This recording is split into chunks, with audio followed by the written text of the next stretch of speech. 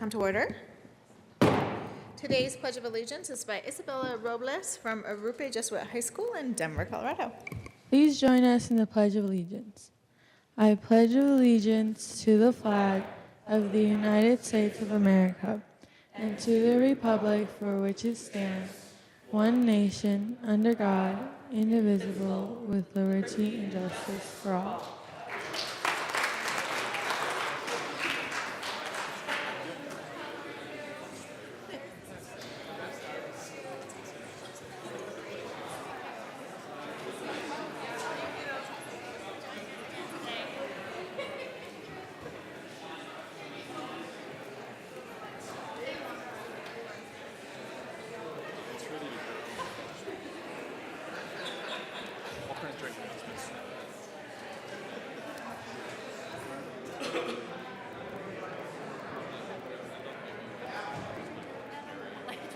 Representatives Arndt, Becker J, Becker K,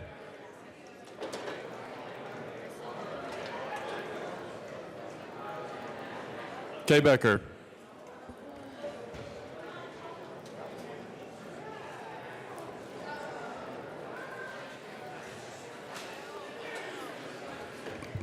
Excused.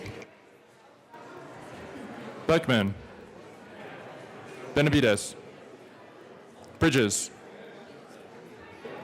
Buck. Buckner.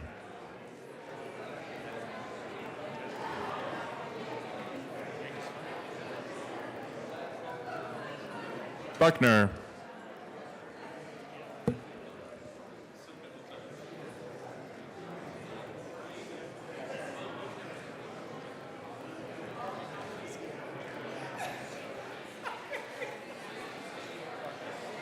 Excused.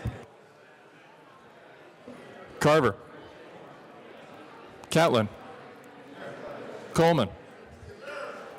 Covarrubias.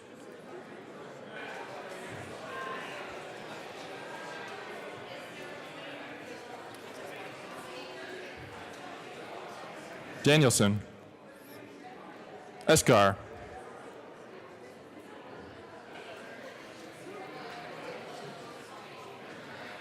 Escar.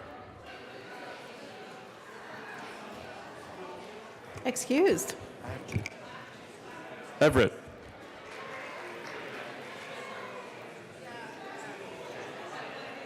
Everett.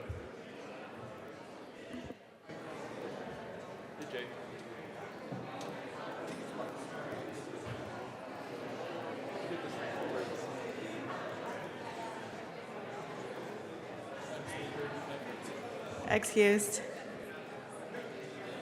Exum. Foot. Garnett. Janal.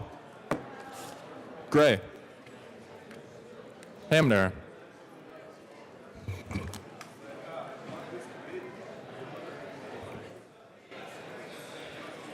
Hamner.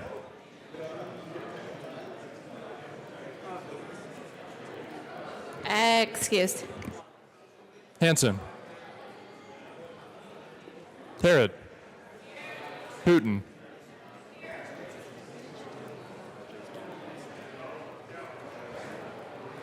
Humphrey. Jackson. Kennedy. Kraft Tharp. Landgraf. Lawrence.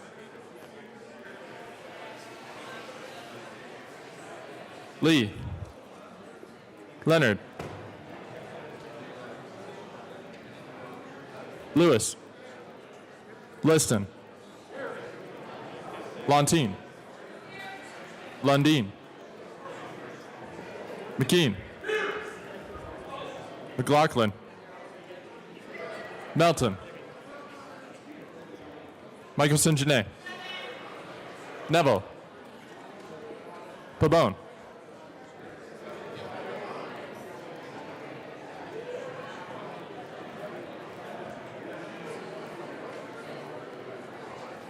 Pabon. Excused. Pedersen.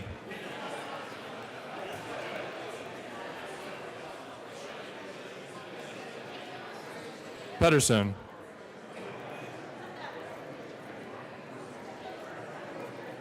Excused.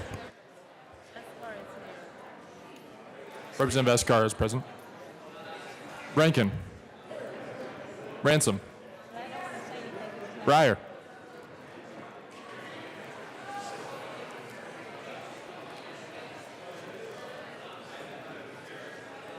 Roberts. Rosenthal. Sane. Salazar. Sandridge. Sias. Singer. Thurlow. Valdez. Van Winkle.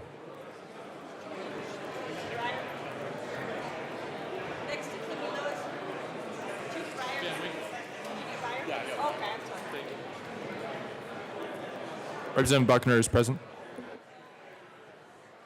Van Winkle.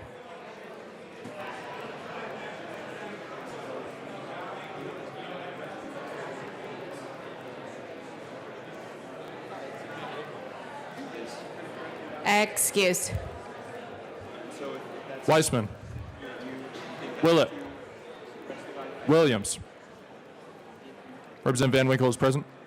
Wilson. Winkler. Winter. Wist. Young. Madam Speaker. Here.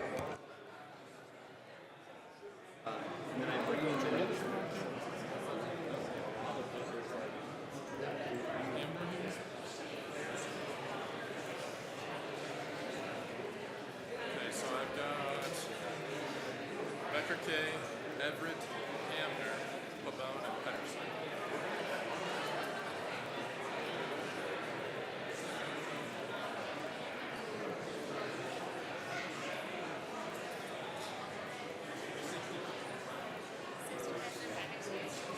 With 60 present and 5 excused, we do have a quorum. Representative Covarrubias. Thank you, Madam Speaker. I move that the reading of the Journal of Monday, April 9th, 2018 be dispensed with and approved as corrected by the Chief Clerk. All right, members, you have heard the motion. All of those in favor signify by saying aye. Aye. Those opposed signify by saying no. The motion passes. All right, announcements and introductions. Representative Michael St-Jeannet. Thank you, Madam Speaker, and I have a tribute this morning. Oh, great. Members, can we please have your attention? We have an important tribute this morning. Thank you, members, and with your permission, I would like to ask Mr. Randall to read the tribute at length. The House of Representatives, convened in the 71st General Assembly, hereby extends sincere commendations to National Healthcare Decisions Day. National Healthcare Decisions Day in Colorado exists to inspire, educate, and empower the public and providers about the importance of advanced healthcare planning. National Healthcare Decisions Day is an initiative to encourage patients to express their wishes regarding their healthcare and for providers and facilities to respect those wishes, whatever they may be. The goals of National Healthcare Decisions Day are to demystify healthcare decision-making and normalize the topic of advanced healthcare planning. Today and all days, this day works to create conversations around advanced healthcare planning that start at the kitchen table rather than in the ICU, hospice, or the funeral home. The members of the Colorado House of Representatives are proud to recognize National Healthcare Decisions Day. On request of Representative Daphne Michael St-Jeannet, given this 10th day of April 2018, State Capitol in Denver. Thank you, Mr. Randall, and thank you, members. Please do be seated. For those of us who have been through any kind of a medical procedure in our lifetime or who've had a loved one who has gone in for a surgery, however minor or major, you're always asked that question of, did you leave a living will, or have you completed any documentation, or who is your power of attorney, or simply who's going to drive you home today? And sometimes these decisions happen at a time when you are overwhelmed or distressed or afraid. And it's much harder to have these conversations at that time.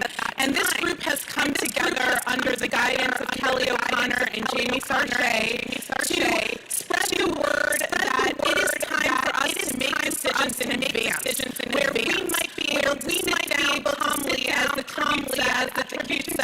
kitchen table and determine what do we want to do and who's going to make the decisions and what happens in case of an emergency. How many of you did fire drills in your home? I know that was a thing when I was growing up, stop, drop, and roll. We knew exactly what it was we were supposed to do and how we were to get out of the house. But who sat down and made the decision about how do we take care of each other in an emergency? And so I want to thank Kelly and Jamie for bringing this group together. And I know that through your work, the health of Colorado will be stronger. So members, if we could give them a round of applause for their work, I would greatly appreciate it.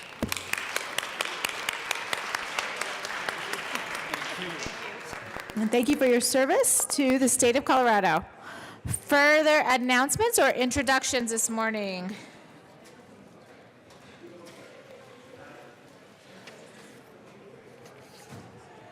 miss my window?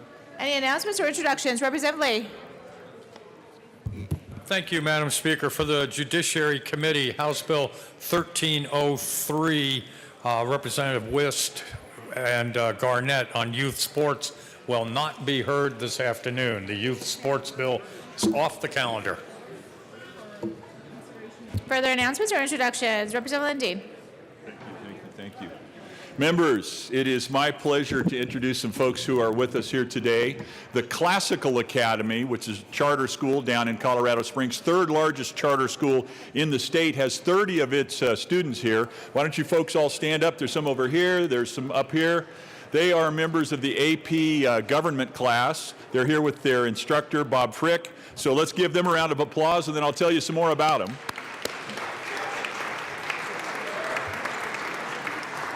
So there was an especially broad smile just now. It came from the beautiful redhead. That's my niece, Rebecca. So she's a relative. I can get away with that, right?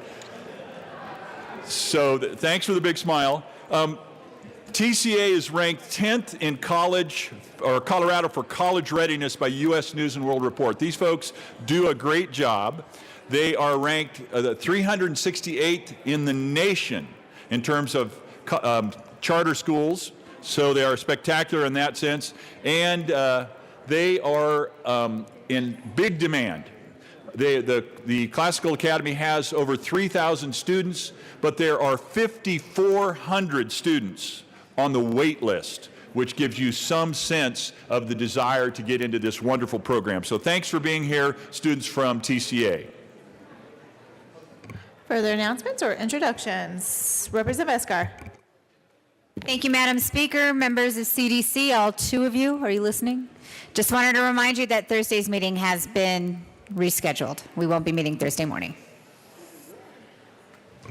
Representative Kennedy. Thank you very much, Madam Speaker. Members, it is House District 23 Day at the Capitol today. I don't know if you all got word, but I have a number of constituents here who've come in to visit us from Lakewood. If you'd all stand, and please everyone help me welcome citizens of House District 23.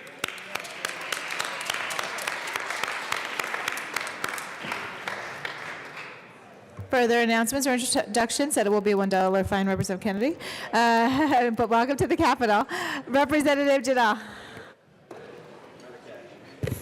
Thank you, Madam Speaker. And Health Insurance and Environment Committee will meet upon adjournment. We have two bills, 1302 and 1313. So we'll see you down in room 107 upon adjournment this morning. Thank you.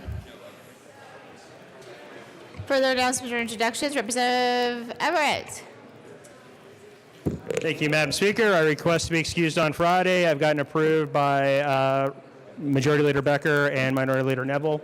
Okay, you will be excused. Representative Catlin. Thank you, Madam Speaker. I'd like to My pleasure, ask Representative Catlin. I'd like to ask for this Friday to be excused from the House of Representatives, and also next Tuesday and Wednesday, as I need to attend the Colorado River Water Conservation District Board of Directors meeting. I do have all of the papers signed, and I've asked for approval for those 3 days off. Okay, you will be excused. Thank you very much. Representative Lawrence. Thank you, Madam Speaker. We just wanted to remind everyone, because I know you're all really paying attention, that let me help you out. Wednesday- Hold on 1 second. Members, it is getting very loud in here. We have announcements and introductions. Representative Lawrence and Representative Jackson.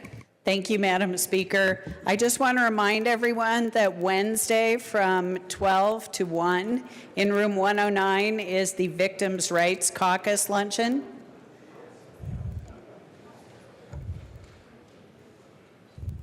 Representative Jackson. Thank you, Madam Speaker. So this is going to be an interesting one, and it is the last one. Our discussion is going to focus on survivor-led grassroots approaches to improving school safety. It is, we're going to hear from some folks who created a project called the I Love You Guys Foundation, and it is to restore and protect the joy of youth through educational programs and positive actions in collaboration with families, schools, communities, organizations, and of course, government entities. And we do hope that you all will join us. Further announcements or introductions? Representative Landgraf.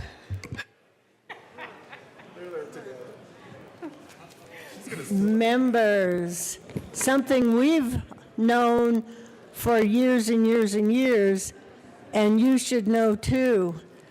Colorado Springs is the second best place to live in the United States. It has surpassed Denver. Yes. Representative Liston.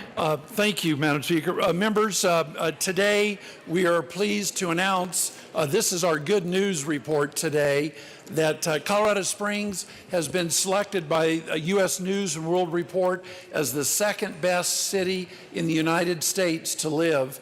It's moved up 9 places, just behind Austin, Texas. I'm sure we'll catch them next year, but so we're very proud of Colorado Springs. It is a great place to live, whether it's first, second, third, or 10th, but this year it is second, and we're very happy to announce that. I'll turn it over to my colleagues. Representative Lee.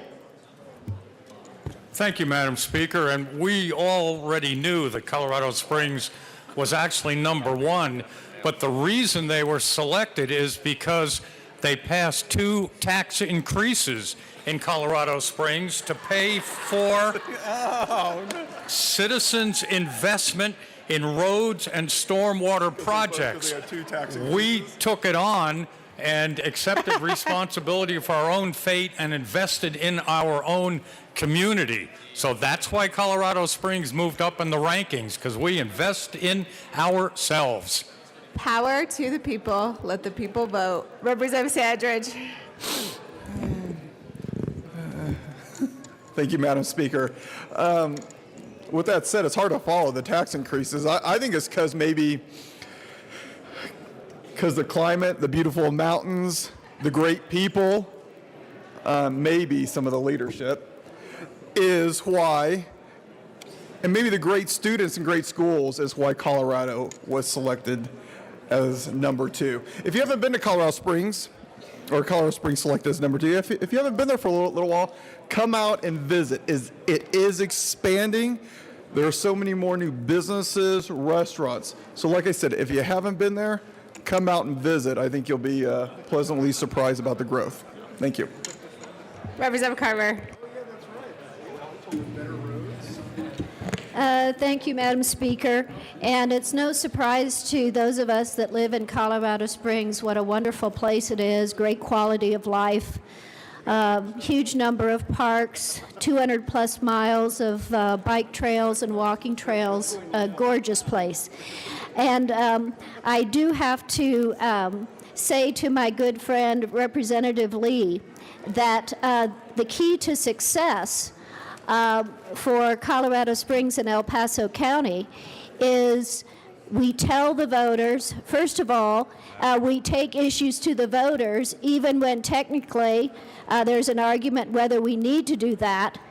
We go to the voters, we tell them exactly what we're going to spend the money on, we keep the administrative costs incredibly low, and then we keep our word. And we are totally transparent in how we do it.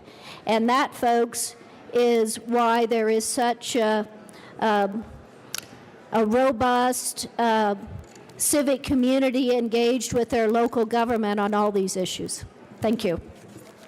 All right, further discussion.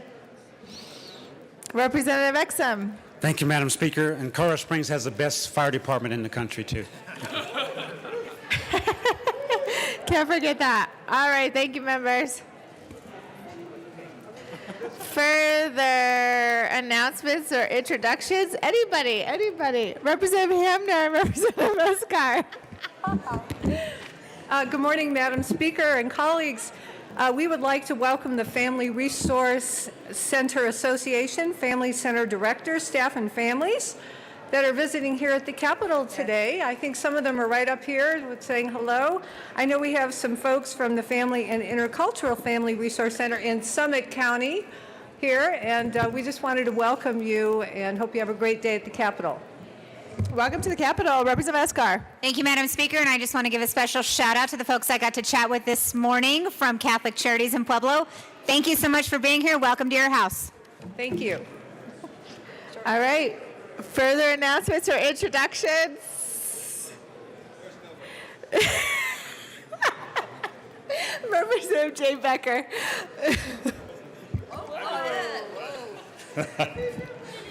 Thank you, Madam Speaker. I guess I appreciate that you can recognize me finally. I thought I was invisible for a while.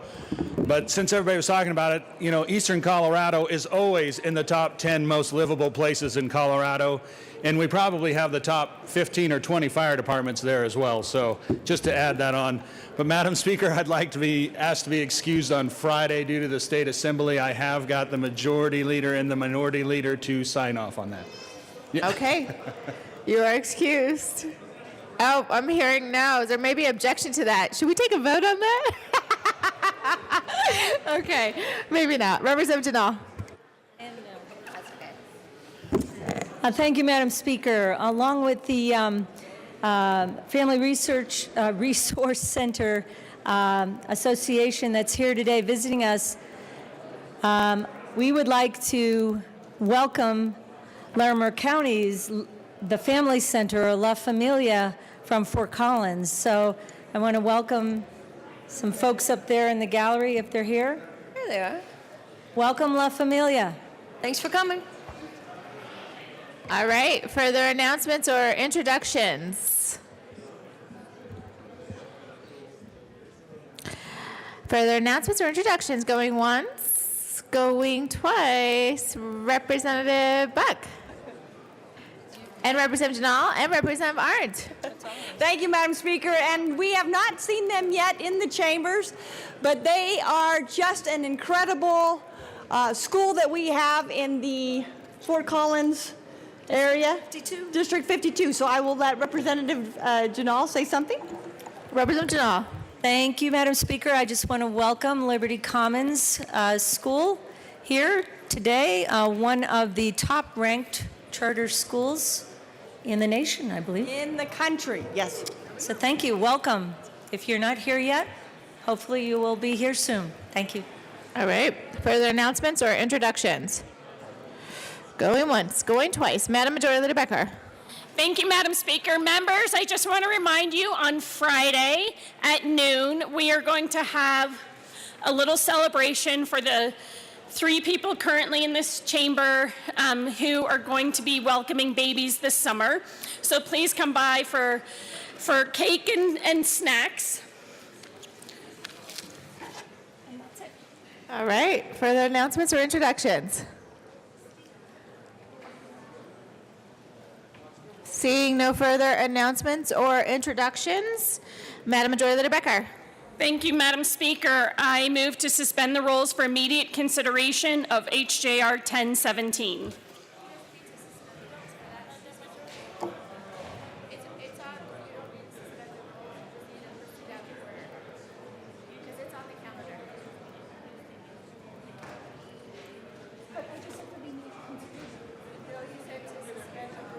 I didn't know it was the number.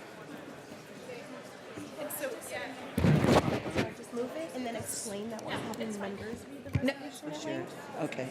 And that you're starting. All right. When she said the number, I didn't know what she was talking about. I hear you.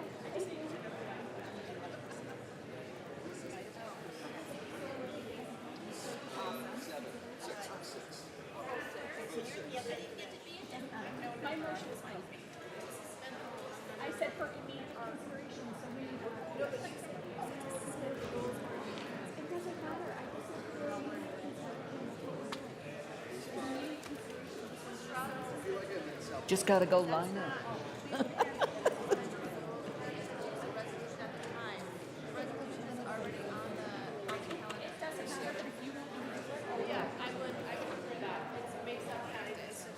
Madam Majority Leader Becker. Thank you. I move to proceed out of order for House Joint Resolution 1017. All right, seeing no objection, we will proceed out of order for HJR 1017. Mr. Randall, please read the title of HJR 1017. House Joint Resolution 1017 by Representatives Benavidez and Winter, all Senators Donovan and Moreno, concerning the designation of April 10th, 2018 as Equal Pay Day in Colorado, and in connection therewith acknowledging the persistent problem of wage disparity among various groups.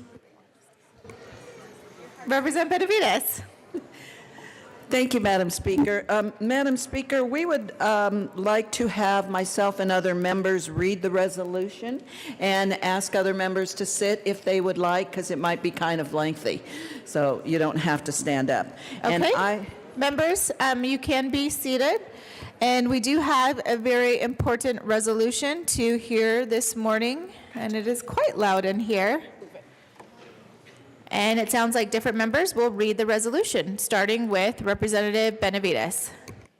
Thank you, Madam Speaker. And I think I also need to move HJR 1017. Yes, please do. I move HJR 1017. All right, properly moved. House Joint Resolution 1017 concerning the designation of April 10th, 2018 as Equal Pay Day in Colorado, and in connection therewith, acknowledging the persistent problem of wage disparity among various groups. Representative Weissman. Thank you. Whereas 55 years after the passage of the Equal Pay Act of 1963 and Title VII of the Civil Rights Act, women, particularly women of color, continue to suffer the consequences of being paid less than men for doing the same work. And Representative Crafthart. Thank you. Whereas in 2009, the Lilly Ledbetter Fair Pay Act was signed into law, which gives back to employees their day in court to challenge a pay gap.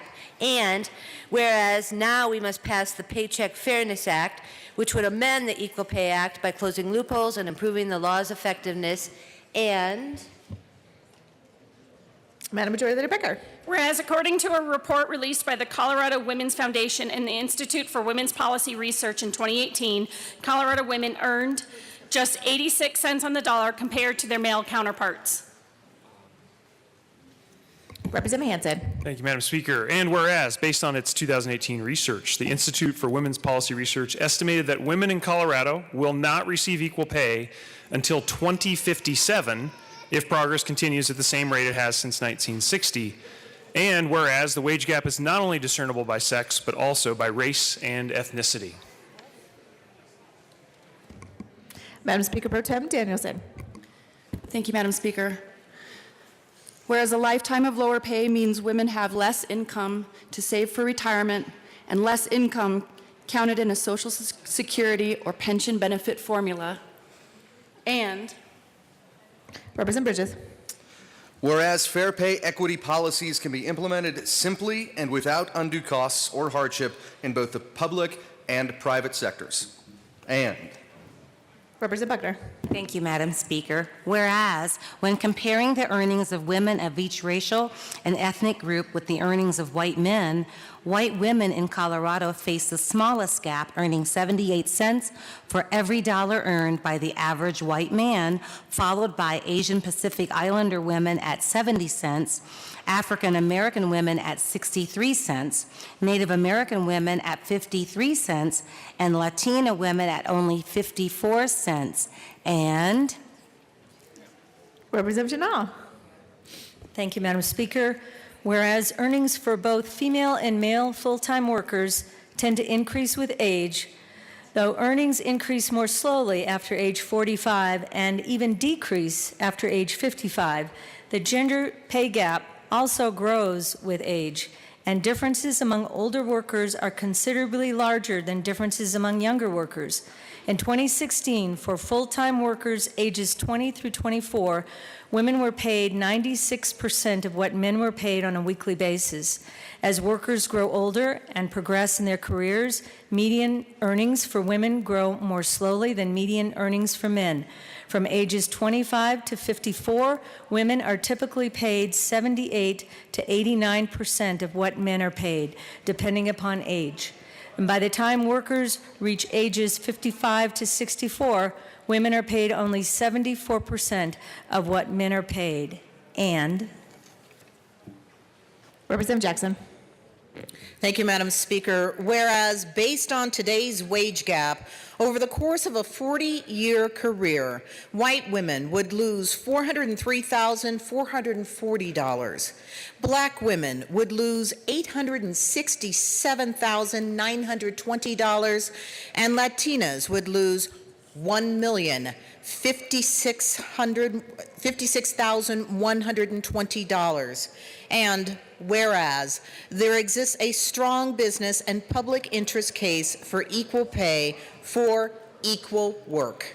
And Representative Escar. Thank you, Madam Speaker.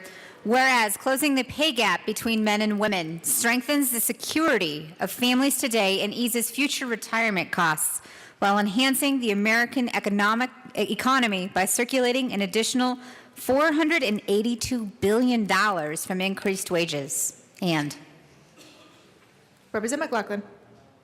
Thank you, Madam Speaker. Whereas equal pay would cut the poverty rate for working women in half, almost 3 million women out of poverty. And whereas on Tuesday, April 10th, 2018 symbolizes the time in the new year in which the wages paid to American women catch up to the wages paid to men from the previous year for the same work. Now, therefore, Representative Hamner. Thank you, Madam Speaker. Therefore, be it resolved by the House of Representatives of the 71st General Assembly of the State of Colorado, the Senate concurring herein, that we, the members of the Colorado General Assembly, proclaim Tuesday, April 10th, 2018, to be Equal Pay Day in the state of Colorado, and urge governmental agencies, nonprofit and labor organizations, businesses, and individuals to take steps to implement equal pay policies to help close the pay gap for Colorado's women and minorities. Representative Singer. Thank you, Madam Speaker. Be it further resolved that a copy of this joint resolution be sent to President Donald J. Trump, Colorado Governor John W. Hickenlooper, Colorado Lieutenant Governor Donna Lynn, the members of Colorado's congressional delegation, the United States Secretary of Labor R. Alexander Acosta, and Colorado Department of Labor and Employment Executive Director Sam Walker. Representative Winter. Thank you, Madam Speaker. Members, thank you for helping us read the resolution at length. We were not quite as speedy as Mr. Randall, but and of course, feel free for anyone that wants to speak on this resolution to come forward. This resolution is important to me because every single night I put my children to bed and I read them bedtime stories and talk to them about their future and what they can do. But I have one son and I have one daughter, and every night when I tell them that they can be anything, they can achieve anything, and they can go anywhere, a little piece of me feels like I'm lying to my daughter because I know she's going to be in her 50s before we achieve equal pay. I know that she's going to face barriers and discrimination and inherent bias that my son will not.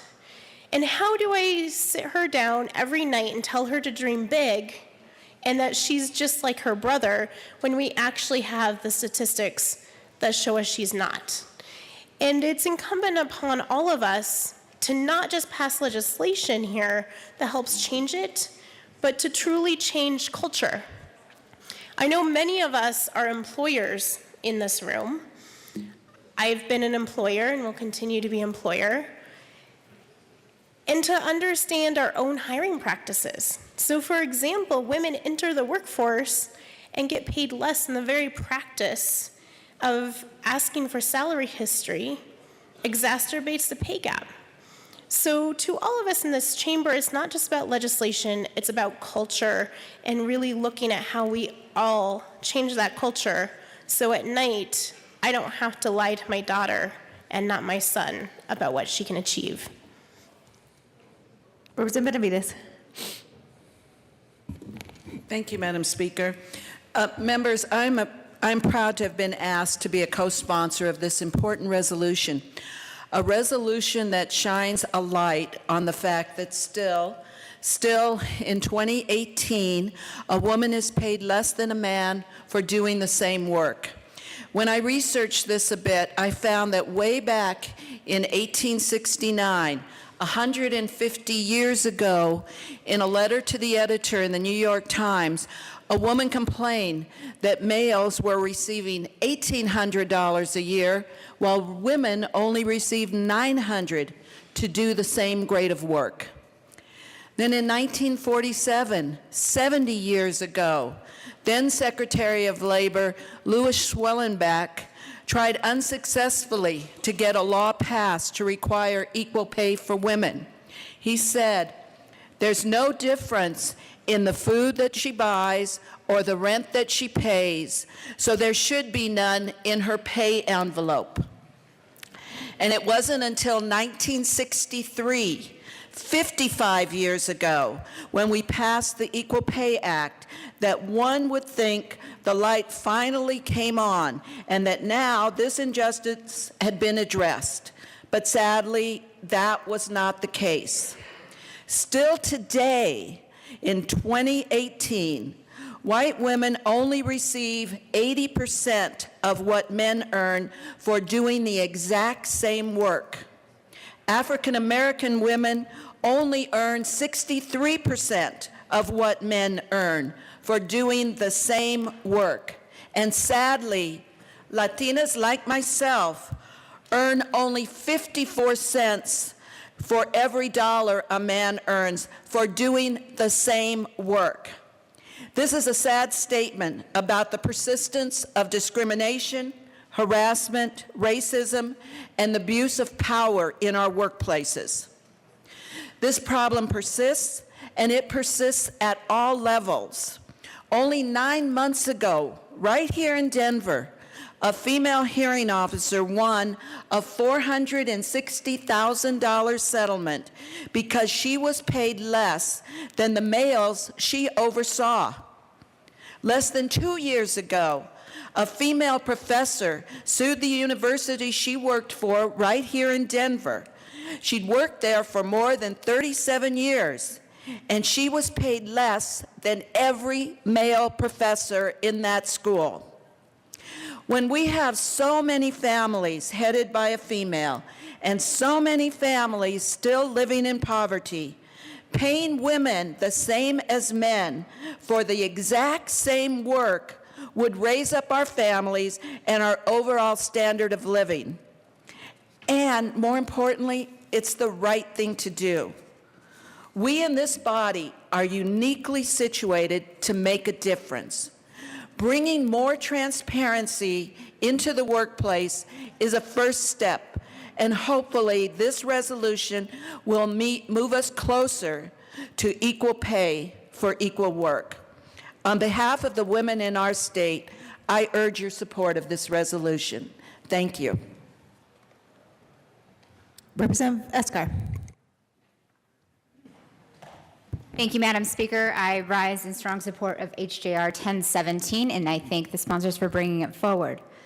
I want to share a little bit about how this impacts families just like mine, though, something that was left out of this resolution. Lesbian families bear even a greater economic burden. According to the Williams Institute, women in same-sex couples have a median personal income of only $38,000 compared to $47,000 for men in same-sex couples. What we need to remember is wage discrimination for women and those who live at the intersections of race, sexual orientation, and gender identity must come to an end. The compounding impact of earning less throughout our lifetimes leaves women more vulnerable as they age. With less economic security, this is a face in the recent threats to Social Security benefits and pension cuts.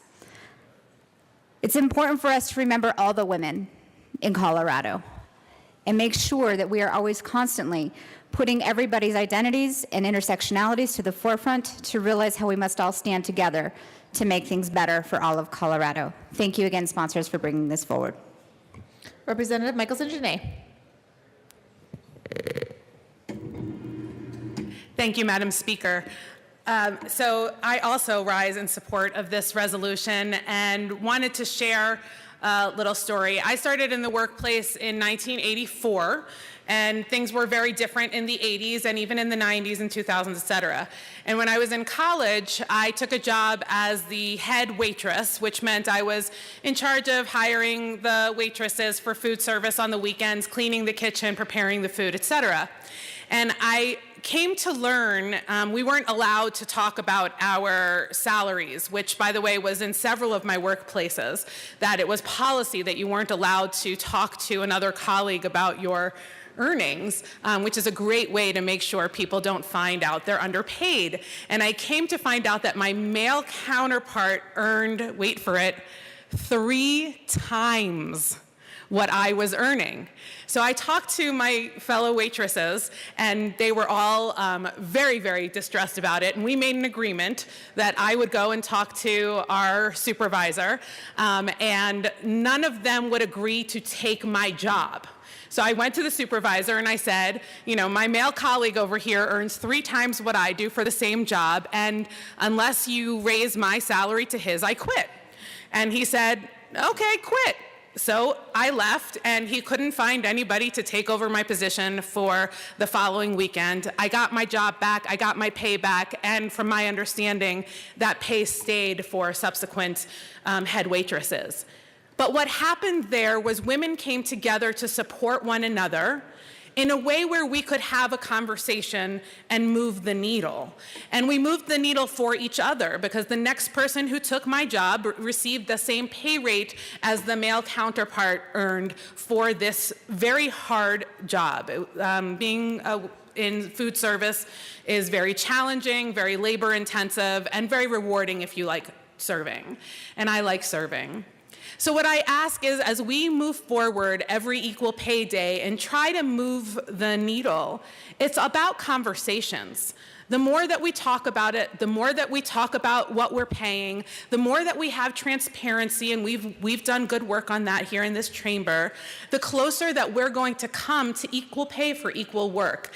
And I do believe that there is a desire for us to get there, and I do believe that that can happen through conversation. I thank the sponsors of this resolution for the opportunity, and I thank Madam Speaker for the opportunity to serve in this chamber where we do receive equal pay for equal work. Representative Salazar. Thank you very much, Madam Speaker. And the thing I like about this resolution, and by the way, I rise in strong support of HJR 18-1017, the thing that I like about this resolution is that it's not just about gender. It also falls on racial lines. Because even there are huge disparities between the pay of white males and white females with their counterparts who are people of color. For example, Hispanic males earn 69 cents on the dollar and black males earn 73 cents on the dollar. But what hasn't been discussed is that there has been no progress made by Latinos and also African American males since the 1980s. Imagine that. 30 years, nearly 40 years have gone by, and the racial gender gap of Latino and black males has not made any progress since the 1980s. When we take a look at Hispanic females, 54 cents on the dollar now, it's different than what it was just a couple of years back when it was 58 cents on the dollar. We've actually regressed. For Native American females, now it's 53 cents on the dollar, and a couple of years back it was 58 cents on the dollar. What is going on in our country that we cannot seem to make up ground for women as well as for people of color? I think that it should serve as an example that we as representatives of this chamber, as well as the senators in the lower chamber, that we all earn the same pay. Each of us comes in with different qualifications, but we all earn the same pay. And if you're outside of a 50-mile radius of the city and county of Denver, then you get a per diem, but each of you receives a per diem on the same level. Maybe a different amount depending on how far out you are, but it is the same rate of pay for your per diem. That should serve as an example to the rest of our state that it can be achieved and that we do achieve it, equal pay, in this chamber. So it would greatly surprise me if anybody rose up and said, no, I don't believe in equal pay because we are all living it. So thank you very much, bill sponsors, for bringing this. I guess this is my last equal pay day resolution as a state representative, and I'm glad to rise in strong support of HJR 18-1017. Representative Melton. Thank you, Madam Speaker. I rise in strong support of this resolution. Equal pay, to me, is the next chapter in the saga of civil rights. It is so important that we do not allow for discrimination to take place based on gender or race or ethnicity or sexuality. And as we move forward into this future, into this new century, I hope that we continue to have this conversation. In fact, I challenge each and every one of the members to think about what it's like to have to do more with less. So often when I think about equal pay, I think about the power of the dollar. And I think about what if your dollar had 30% less power than it does now? What if you had to pay your bills with less than what you have now? That's exactly what this pay gap means, because it means that that person has to work that much harder to be able to make what it is that you make. Fortunately, here in this chamber, we do receive equal pay, and so we don't have that discrepancy. But I think about people like my mother, who had to work 2 jobs, when if she was a male or even a white male, she probably would have only had to work 1. I think about my grandmother, who also worked numerous jobs, when my grandfather really only had to work 1. And I think about my grandfather, who worked his rear end off, and he probably wouldn't have had to work so hard had he been white. So when we talk about these levels, and we talk about these gaps, just again, I challenge you to think about what it would mean if your dollar didn't mean as much as it does now, because that's the way this pay gap feels to so many others. So again, I rise in strong support of this, and I ask you all to support this resolution. Representative Weissman. Thank you, Madam Speaker. And I wanted to speak on this resolution because equal pay or lack of it was a reality in my family actually before I was born. When my parents first got together, my mother was the big earner of the two. My father had just come back from serving in Vietnam and was going back to school to finish his degree and getting started in the workforce. And my mother in the academic and professional track was ahead of him, and she was a tenure track professor of library science and was supporting the two of them in the years even before I was born. And that may have been uncommon back then, but however many cents on the dollar fewer than 100 that she was getting certainly bore on the ability of my parents to start to live and save and pave the way for me and my brother who came after. You know, I've been taking a longer view of public policy and some of what we do or try to do around here. And if we look all the way back, if we look at all of the accomplishments in constructing a social safety net and evolving norms in the 20th century, I think we accomplished a lot. And then we look at the data in this resolution, and we know that, boy, do we have a lot of work to do still. So I hope we undertake to do it. Representative Winter. Oh, okay. Seeing no further discussion, Mr. Randall, please open the machine, and members, please proceed to vote.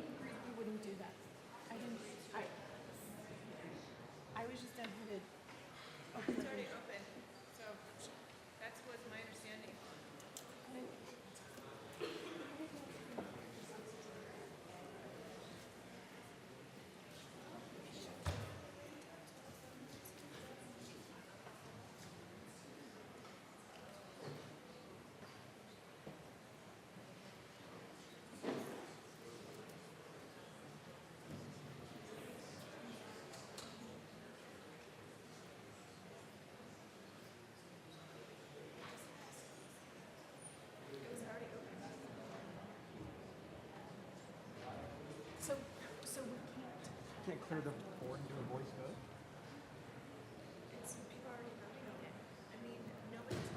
That's what I was told before, it was a voice vote. Okay, well, it was my understanding that it was going to be recorded. That was the last that was communicated. That was not my understanding.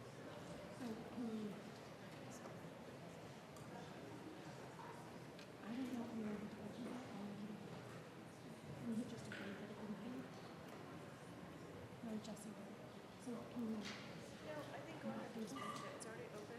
It's going to look terrible to do that at this point.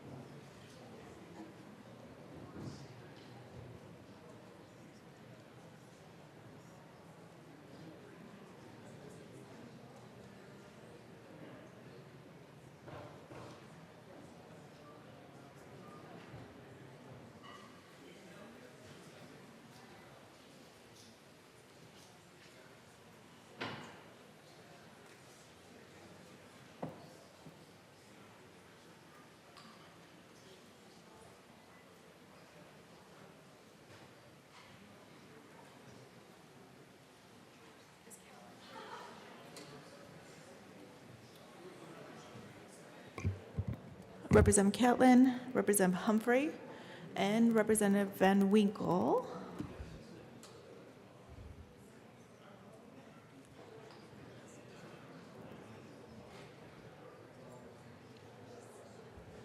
Representative Lindy.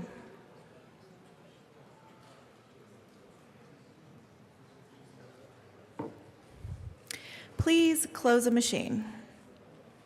With 37 yes votes, 28 no votes, HJR 1017 is passed. Co-sponsors.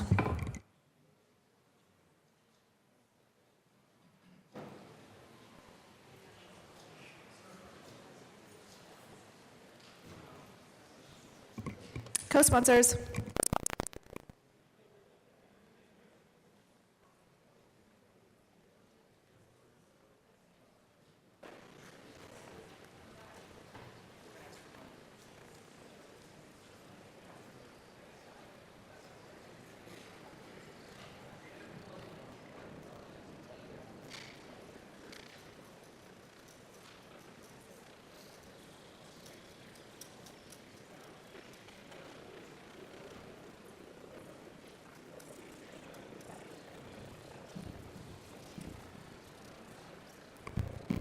Co-sponsors.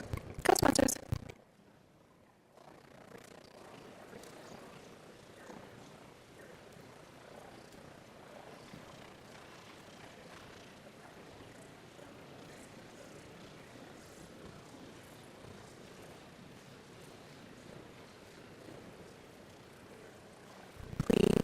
Please close the machine.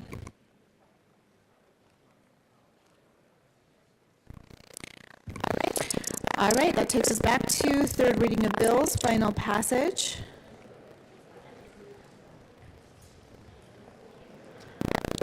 Madam Majority Leader Becker. Thank you, Madam Speaker. I move to proceed out of order for the consideration of second reading general orders. All right, seeing no objection, we will proceed out of order for general order, second reading of bills. Representative Winter.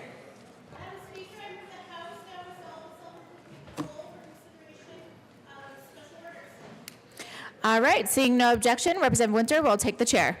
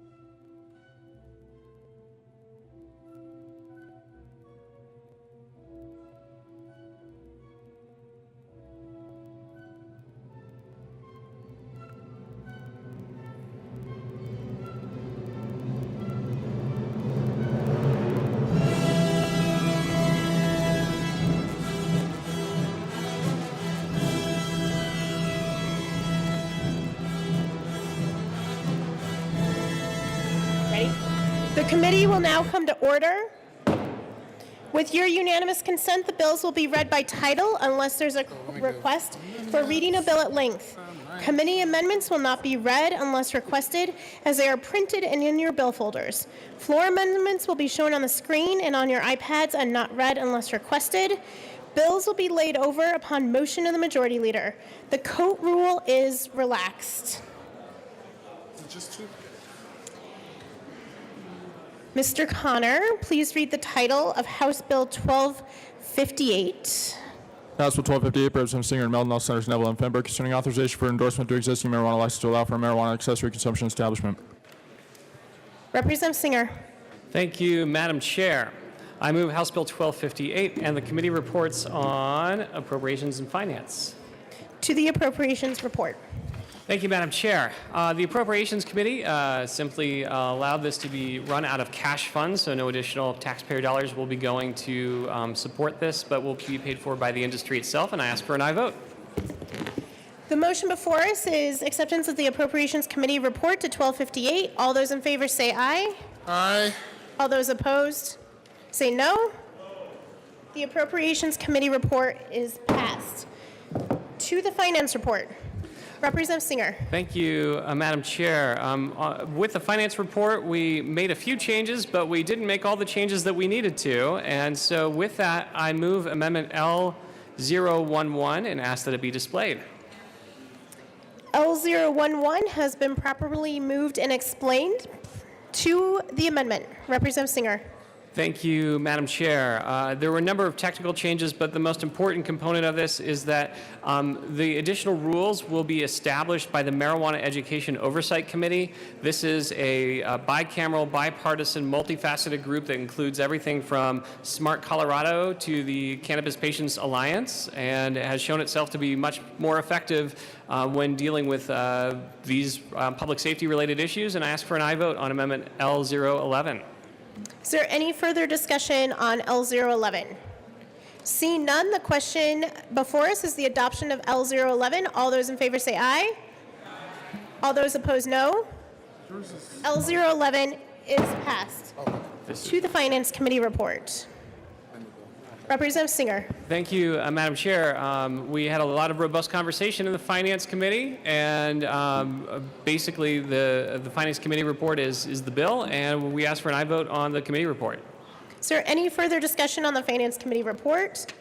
Seeing none, the question before us is the adoption of the Finance Committee report to House Bill 1258. All those in favor say aye. Aye. All those opposed, no. The Finance Committee report is passed. To the bill, Representative Melton. Thank you, Madam Chair, and I move L012 and ask that it be displayed.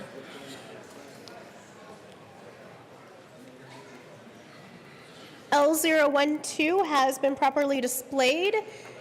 To the amendment, Representative Melton. Thank you, Madam Chair. This is just really a technical amendment that specifies that MED can take some action concerning an endorsement as well as it can with the licensees. Also, the label and packaging must be done by the store before it's transferred the product to an establishment, and they cannot use any form of liquefied gas on the premise. I ask for an aye vote.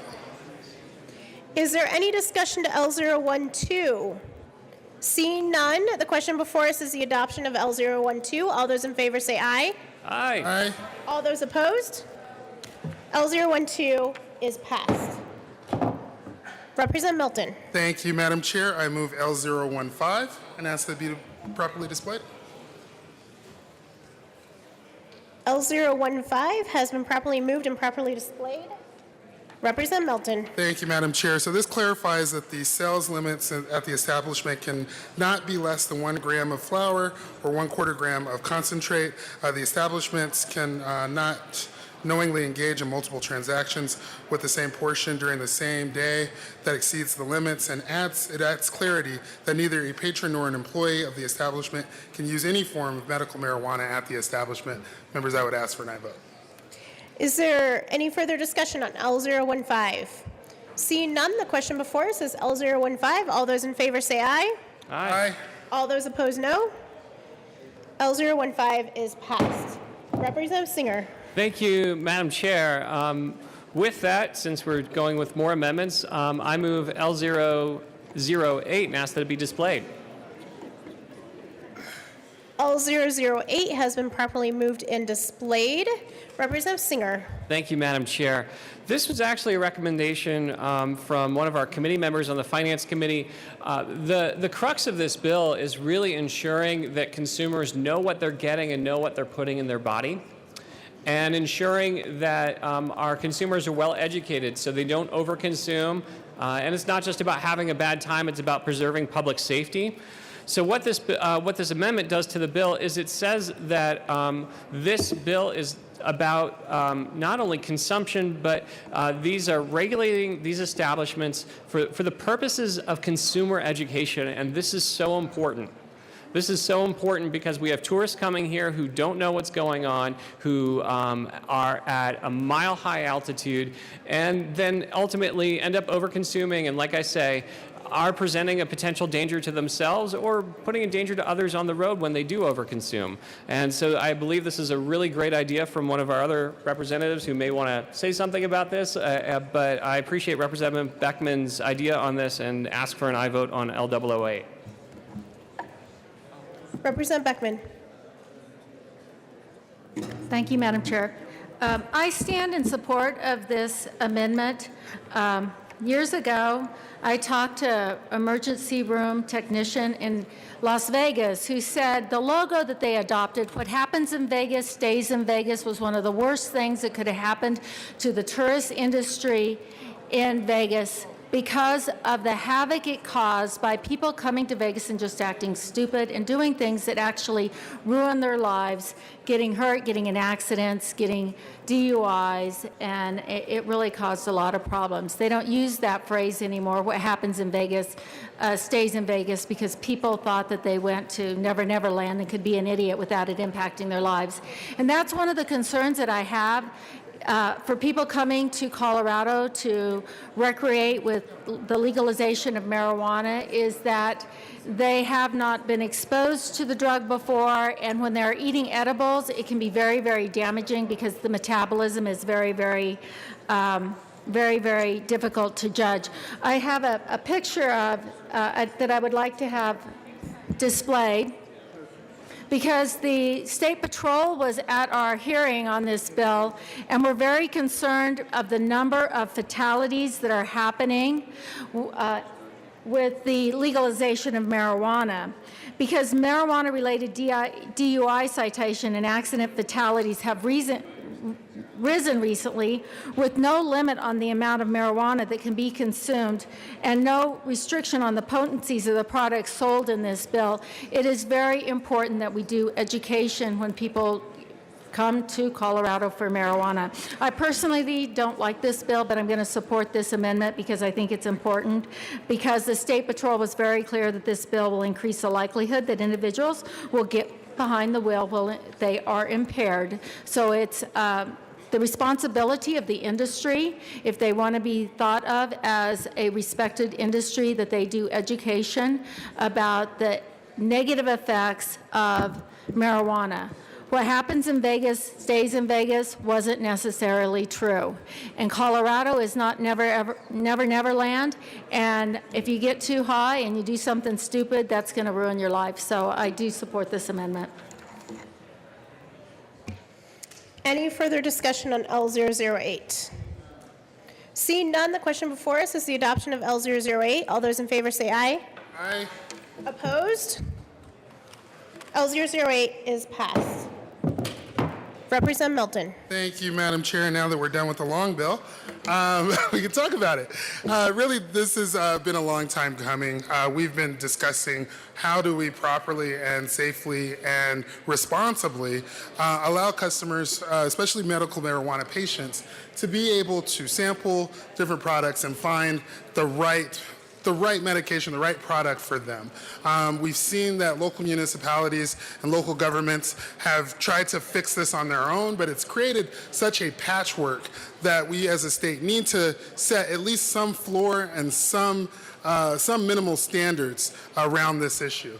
We, as you can see from all of the amendments, have been working with the division, with industry, with various stakeholders to make sure that this is addressed again in a responsible manner. And with that, members, I would ask for an aye vote.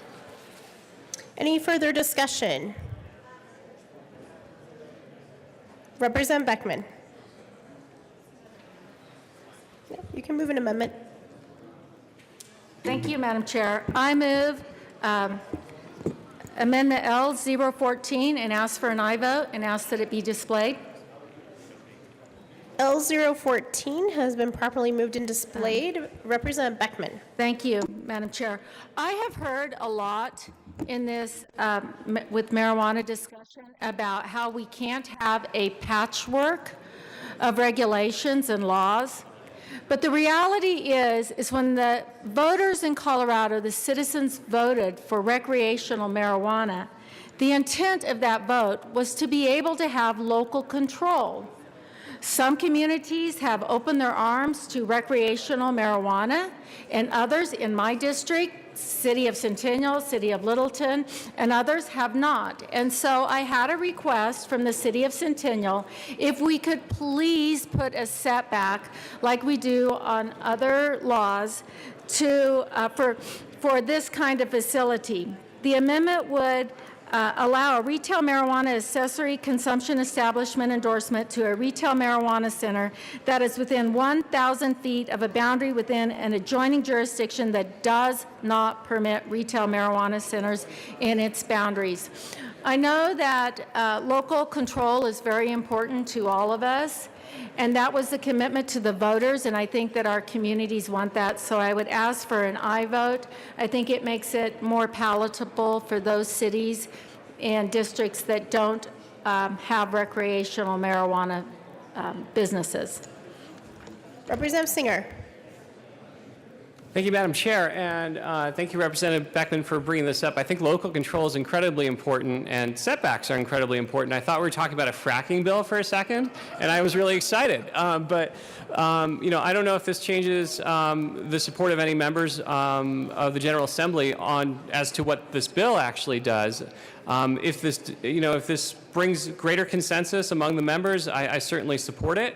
But you know, I'm just going to ask the members to vote your conscience on this one. Representative Melton. Thank you, Madam Chair, and I agree with my co-prime sponsor. I honestly, I think that this should be left in the hands of local governments to determine whether or not that permit should be done right there on the border. But I understand that there can be spillover from one county or one local municipality to another. And so with that, members, I would ask you to vote your conscience. The question before us is the adoption of L014. All those in favor say aye. All those opposed, no.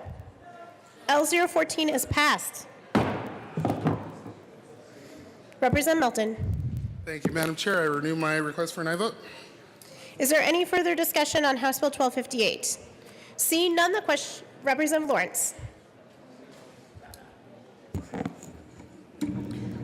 Thank you, Madam Chair. Members, I heard this bill in committee, and one of the concerns that I have is the fact that marijuana affects everyone a little bit differently. And those effects may not, the impact of testing this marijuana, even on site, may not be felt for an hour or more. So someone may taste a little bit of a product, think that they're fine, leave the establishment, get in their car, drive home, drive wherever they're going, and then have the effects hit them.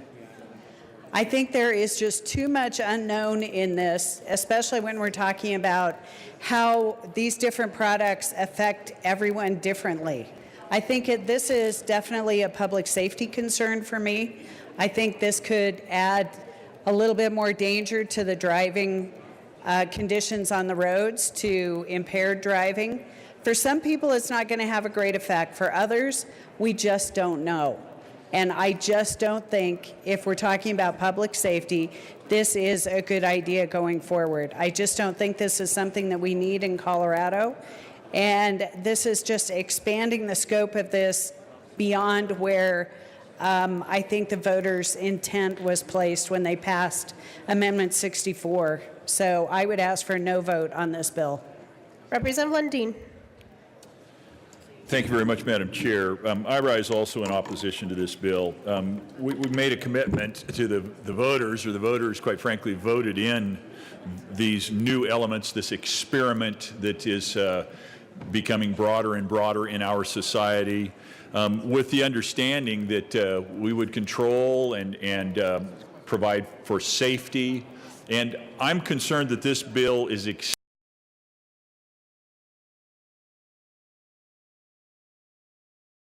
risks and threats when we still don't have a basic understanding, a basic handle on the public safety issues that exist based on this.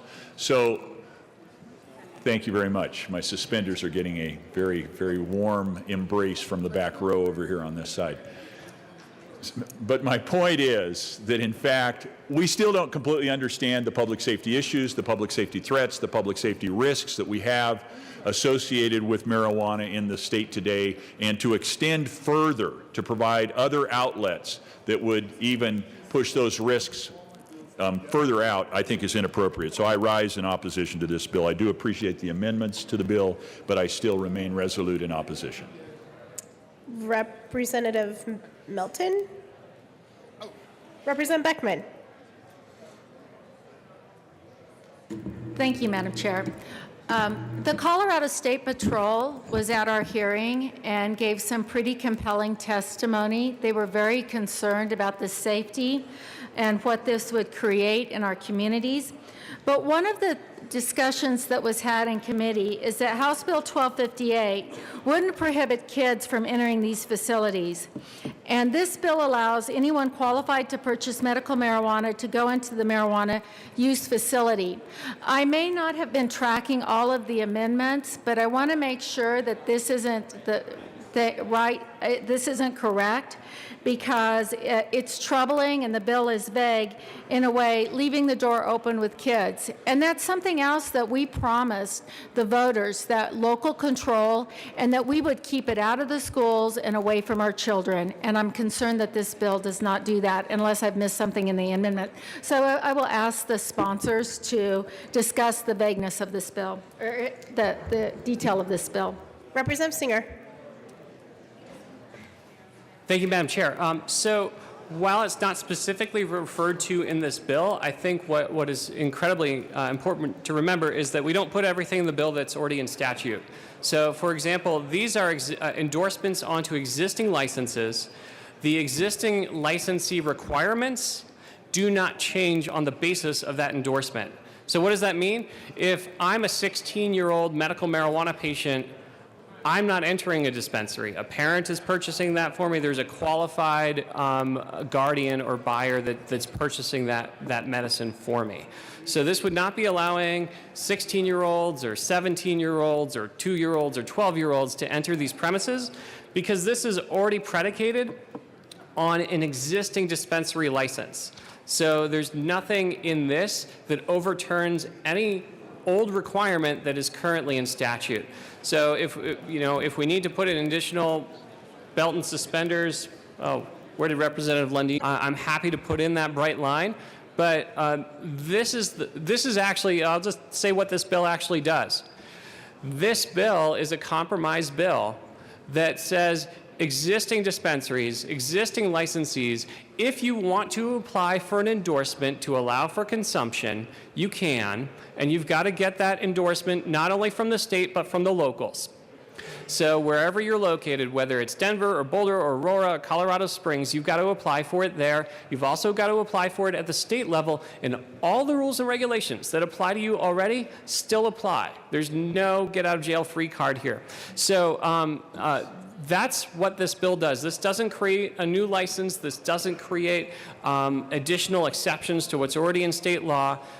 All this bill does is ensure that people who want to consume aren't doing it in our streets, aren't doing it in our playgrounds, aren't doing it in these public venues, and actually have a place to go. We've got one model in Denver that seems to be working okay, but the rest of the state is still looking for answers.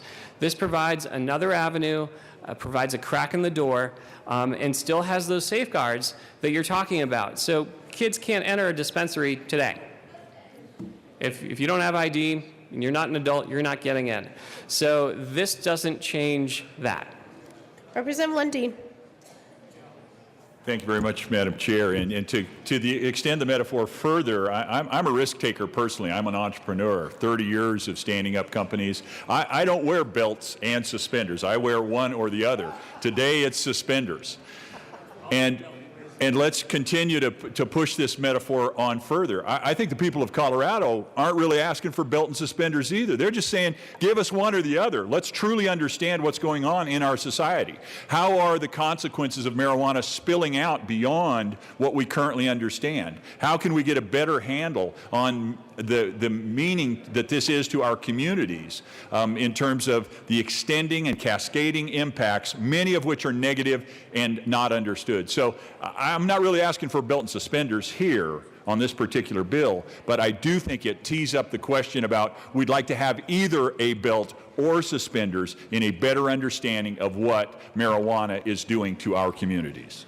Representative Milton. Thank you, Madam Chair. And what I would say is, right now, the voters are asking for belts and suspenders because we're seeing local governments all passing their own solution to this problem. And that solution is creating, again, this patchwork of regulation. We need a floor. We need some suspenders so to give some guidance to those local communities. And the local communities can still deny whether or not that endorsement is given on those permits. So we're not saying that every shop has to now start giving out marijuana and everybody can just go and sample it. We're saying that we've got a problem across the state on how to deal with this issue. Each local government is taking a different approach, but it's not giving clear direction for enforcement and for different guides. This sets that floor, it sets that standard. Representative Beckman. Thank you, Madam Chair. I'll just wrap it up because the State Patrol, Colorado State Patrol, came and testified, and their testimony was so compelling and strong. I think that it is important to talk a little bit more about what they said. The language of Amendment 64, which legalized marijuana, said nothing shall permit consumption that is conducted openly and publicly in a manner that endangers others. The Colorado State Patrol spokesperson was very concerned about the issue of edibles because people don't understand the impact of these drugs for a period of time. It's not like having a drink. They're very concerned about the DUI citations and accident fatalities that have recently risen because of the legalization of marijuana. And they're concerned that no limit on the amount of marijuana that can be consumed and no restriction on the potency of the products sold, that this bill will increase the likelihood of individuals that will get behind the wheel, not understanding how impaired they actually are until they drive 10, 15 minutes and the impact of the marijuana sets in. I was surprised at how strongly they testified against this bill. I think we are stepping into uncharted territories. I do not believe that the voters' intent was to have marijuana consumed openly and publicly, and I would ask for a no vote on this bill. Representative Willett. Thank you, Madam Chair. I'm not sure I've ever come down to speak in the well on a marijuana issue, but I am going to today. I did call for an interim committee to study the pros and cons, economic and otherwise, of marijuana. I learned quite a bit about the industry and about, let's use a term, fake news about the industry and about its problems. I'm not going to go into all the different pros and cons. I'm going to give you my closing argument. When I was in Arizona during the last election cycle, they had a referred measure about marijuana in Arizona. And ads were coming on the TV, pro and con. Guess who was on the con against marijuana TV advertisement in Arizona? Former Governor Bill Owens, hand in hand or arm in arm with former Mayor Wellington Webb, Republican and Democrat. I also quote, and they were both against it strongly. I also see the various quotes and problems by our current Denver Mayor Hancock and our current governor. And although Governor Hickenlooper has flip-flopped on this, including the most recent Rolling Stone article, I think it's safe to say that the gist of his comments, including those to a U.S. congressman on the airplane, was don't go there.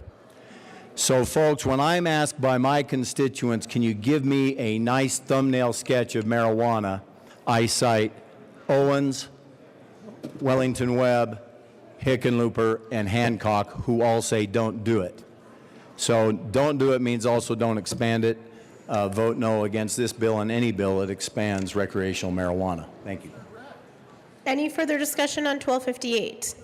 Seeing no further discussion, the question before us is the adoption of 1258. All those in favor say aye. All those opposed, no. 1258 is passed. Mr. Randall, please read the title of House Bill 1280. House Bill 1280 by Representative Melton concerning regulatory procedures related to the employment for a core employee for a regulated marijuana business.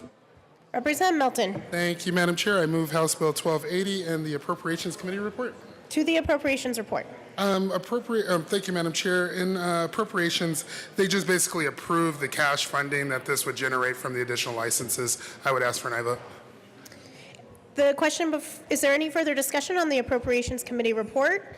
Seeing none, the question before us is the Appropriations Committee report. All those in favor say aye. Aye. All those opposed, no. Appropriations Committee report is passed. To the bill. Representative Milton. Thank you, Madam Chair. So what House Bill 1280 does is it clarifies for our courts what should happen should a license or a business, should a business need to be transferred to another person. This could happen in the case of death or a number of other different things. Right now, the courts, the statute is unclear as to whether or not the new person has to get a license. We actually require this with alcohol, with liquor licenses, and so this just puts us in parity with that. With that, members, I would ask for an aye vote. Is there any further discussion on House Bill 1280? Seeing none, the question before us is the adoption of House Bill 1280. All those in favor say aye. Aye. All those opposed, no. 1280 is passed. Mr. Connor, please read the title of House Bill 1283. House Bill 1283, Representative Benavides, House Senator Neville, concerning the classification of residential land for property tax purposes for those holding or significant changes to residential improvements located upon the land. Representative Benavides. Thank you, Madam Chair. Madam Chair, I move the Finance Committee report for House Bill 1283 and House Bill 1283. Thank you. To the Finance Committee report.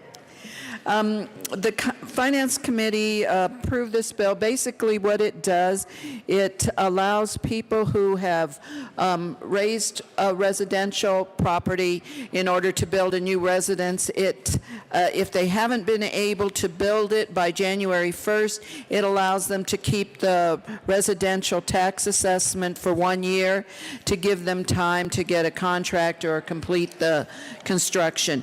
In the Finance report, we just made one correction to do a conforming amendment. So I would urge support of the committee report. Is there any further discussion on the Finance Committee report? Seeing none, the question before us is the approval of the Finance Committee report for House Bill 1283. All those in favor say aye. Aye. All those opposed, no. The Finance Committee report is adopted. To the bill. I think Representative Benavides. Madam Chair, thank you. I think I explained what the bill does. It's a good bill, and I encourage your support. Thank you. Any further discussion on House Bill 1283? Seeing none, the question before us is House Bill 1283. All those in favor say aye. Aye. All those opposed, no. 1283 is adopted. Mr. Randall, please. Representative Young. Representative Young. Mr. Randall, please read the title of House Bill 1335. House Bill 1335, Representative Young, House Senator Lumberg, concerning the Colorado Child Care Assistance Program in connection with establishing eligibility requirements for all the counties can create a new formula to determine the amount of block grants to counties.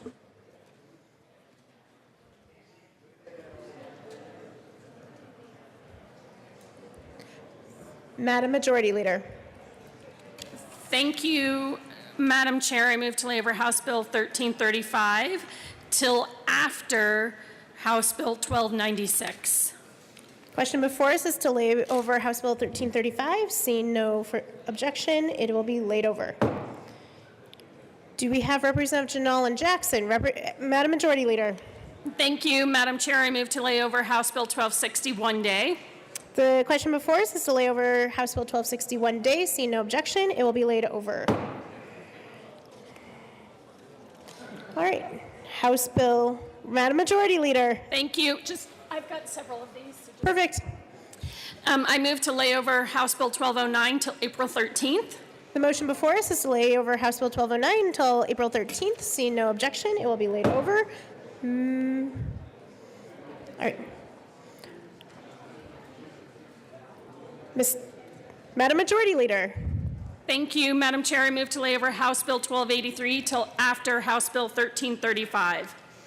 House Bill 1283 is going to be laid over until after House Bill 1335. Seeing no objection.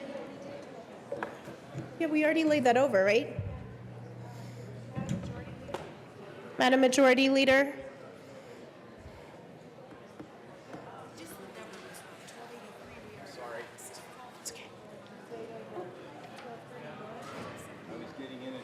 I believe we are on House Bill 1231.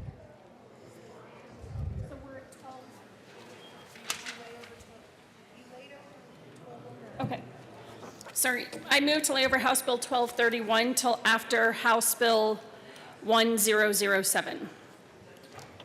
The motion is to lay over House Bill 1231 until after House Bill 1007. Seeing no objection, it is laid over. That brings us to Madam Majority Leader. Thank you, Madam Chair. I move to lay over House Bill 1279 one day. The motion is to lay over House Bill 1279 for one day. Seeing no objection, it will be laid over.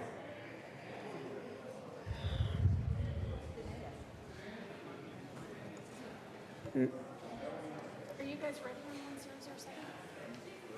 I'm ready over to the other. I texted him and he didn't reply. Okay. Madam Majority Leader. Thank you, Mr. Chair. I move to lay over House Bill 1007 until April 13th. House Bill 1007 will be laid over until April 13th. Seeing no objection. I believe that brings us to 1231. Mr. Randall, please read the title of 1231. House Bill 1231 by Representative Benavides concerning the repeal of Columbus Day as a legal holiday in connection therewith making Election Day a legal holiday. Representative Benavides. Thank you, Madam Chair. And I have an amendment. It's a multi-page amendment that was passed out to everybody. Oh, I have to move the bill. Can I move House Bill 1231? And the Local Government Committee report. And the committee report from local government. That has been properly moved. And Representative Benavides, is the amendment to the bill or the committee report? The amendment is to the committee report. Great. And so you want to move amendment? I would move amendment L004. Amendment L004 to the Local Government Committee report has been properly moved and displayed and is also on your desk. Representative Benavides to the amendment. Thank you, Madam Chair. And L004 replaces the committee report. It's a substitute in that. And I think on your desk you should have received an official pre-amended, unofficial pre-amend version. Basically, what this bill does, we had a lengthy discussion in local government with regard to repealing Columbus Day and making Election Day a holiday.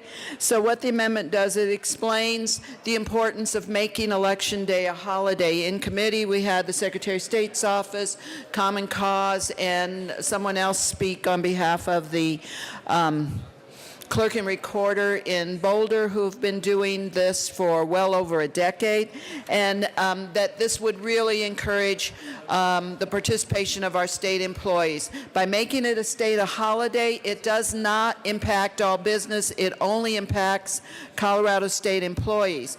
The amendment also creates a task force in the state Historical Society, and that task force will evaluate ways to honor communities and their heritages, not limited to any in particular, but that the first one they would look at would be how to recognize and honor Italians for their contributions to the state, and that a report on that be given to the State Affairs Committees by the end of December of this year, so if they make a recommendation that we can act on it next year. And then the following year, during next year, they would look at all other communities that it might be important to recognize. Members, this bill is really important because I'm sure you know, if you've been here more than 1 year, that this is an annual discussion, and it seems to be without a resolution. This would allow us to come to a resolution. We have 10 holidays, and those holidays are to recognize basically events like 4th of July, Labor Day, Christmas Day, New Year's Day, Veterans Day.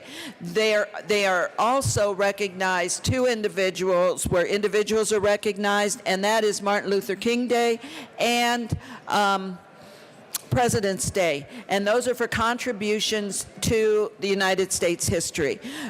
We do not, other than on Columbus Day, recognize anyone who has never come to the United States and has not been a part of our country. So and we don't recognize heritage days for any of our holidays. We do that in other ways. So this just puts us in line with the way we've looked at holidays as a state. So I would encourage your support of this bill. It puts us behind us. It allows people with the expertise to try to find a resolution. Thank you, members. Representative Gray. Thank you, Madam Chair. Members, I just wanted to share with you a little bit of information that I went through on a committee with respect to some of these provisions, which is I was actually pretty concerned about making Election Day a holiday in general, because I think that Election Day is the day that we need our government to be functioning as best as it possibly can. We sort of need all hands on deck. And I actually got a little bit of education about that in Boulder County, one of the counties that I represent, they've actually had an election day as a holiday for a good number of years. And the net result has been a lot of folks who don't really normally work in the election area go and volunteer as Election Day poll watchers and election judges and that sort of thing. They actually have more assistance than less. And so if any of you, again, I know not everybody who wasn't on the committee has dug into this bill enough. That was sort of one of the big concerns I had, was closing down the government on Election Day created concerns for me, but it's actually had the opposite effect in Boulder County to have more folks available who would otherwise be at their normal day job at Human Services or something like that can actually volunteer to assist with the election process. We got a better election workforce rather than a lesser election workforce. All the other components of the bill notwithstanding, I just wanted to get that out there because it was actually really helpful information for me in looking at some of this. Thank you. Is there further discussion on L004? Representative Ransom. This to the amendment. Any further discussion on L004? Representative Escar. Thank you, Madam Chair. And Representative Benavides, thanks for taking a hard look at this issue. Those of you who may not know, I come from Pueblo, and I know, shocking, right?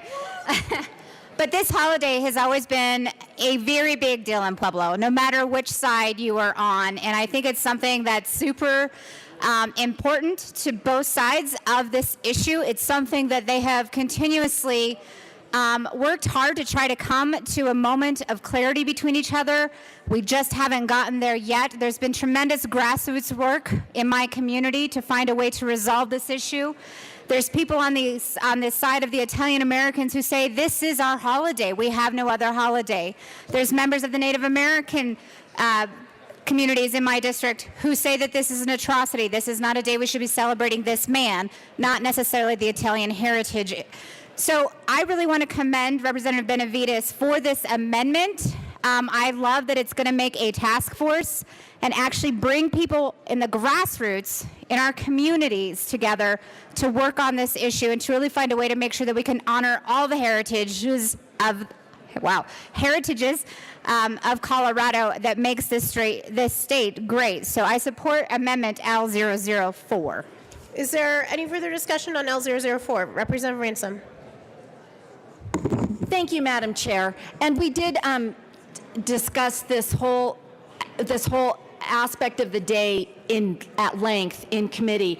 And the thing I would want to say about the Election Day substitution is that Election Day is really only the day we count the votes. It's not the day so much that people go vote, because with the mandatory mail ballots and all the lengthy time that election centers are open, people really, they can vote on Election Day, and we certainly welcome them to, and they're certainly entitled to, but so many people vote before Election Day, and so I just wanted to let people know that that discussion was held as well, that Election Day is not really the day the majority of us vote. Most of us have voted well before Election Day. So I urge a no vote on the amendment.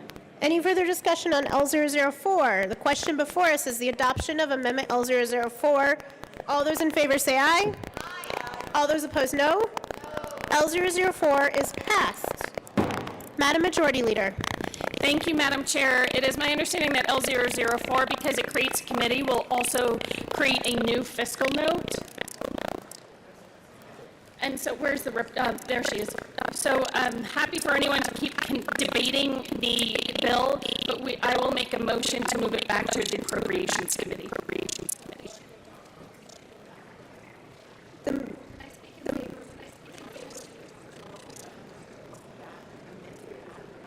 The motion before us is to move House Bill 1231. Representative Majority Leader. Thank you, Madam Chair. Thank you, Madam Chair. So after the debate is done, and if and when the local government committee report is adopted, then I will make the motion to move to appropriations.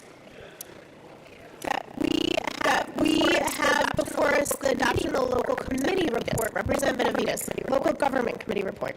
Thank you, Madam Chair. Thank you, Madam Chair. I move for the adoption of the local government committee report. All those in favor of adopting the local government committee report say aye. Aye. All those opposed, no. The local government committee report has been adopted.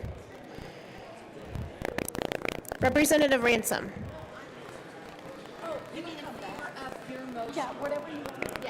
Representative Ransom. Thank you, Madam Chair. I just would like to support the Majority Leader's motion that we send this bill back to appropriations. I always do like to see those pink sheets and be able to go through those fiscal notes, as you all know. So I just wanted to actually speak in support of the motion to move this back to appropriations. Madam Majority Leader. Madam Majority Leader. Thank you, Madam Chair. I move that House Bill 1231 be referred to the Appropriations Committee as amended.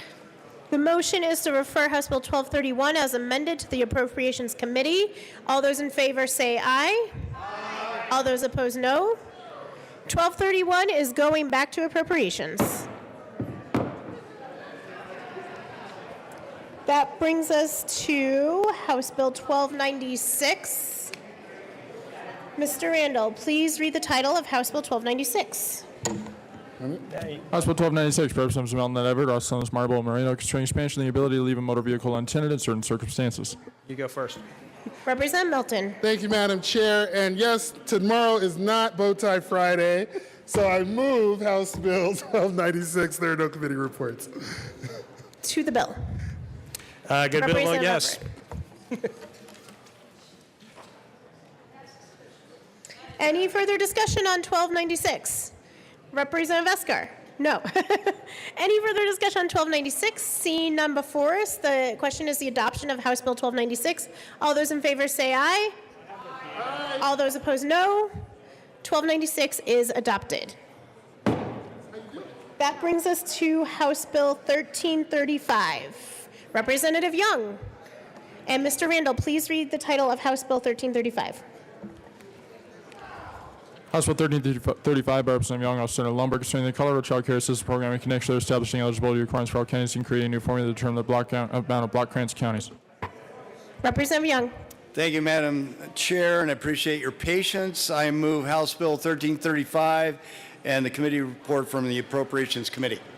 To the Appropriations Committee report. Thank you, Madam Chair. The Appropriations Committee report makes some minor technical changes. I ask for your aye vote. Is there any further discussion on the Appropriations Committee report? Seeing none, the question before us is the adoption of the Appropriations Committee report. All those in favor say aye. Aye. All those opposed, no. The committee report is adopted. To the bill, Representative Young. Thank you, Madam Chair. Well, this is a bill around the Colorado Child Care Assistance Program.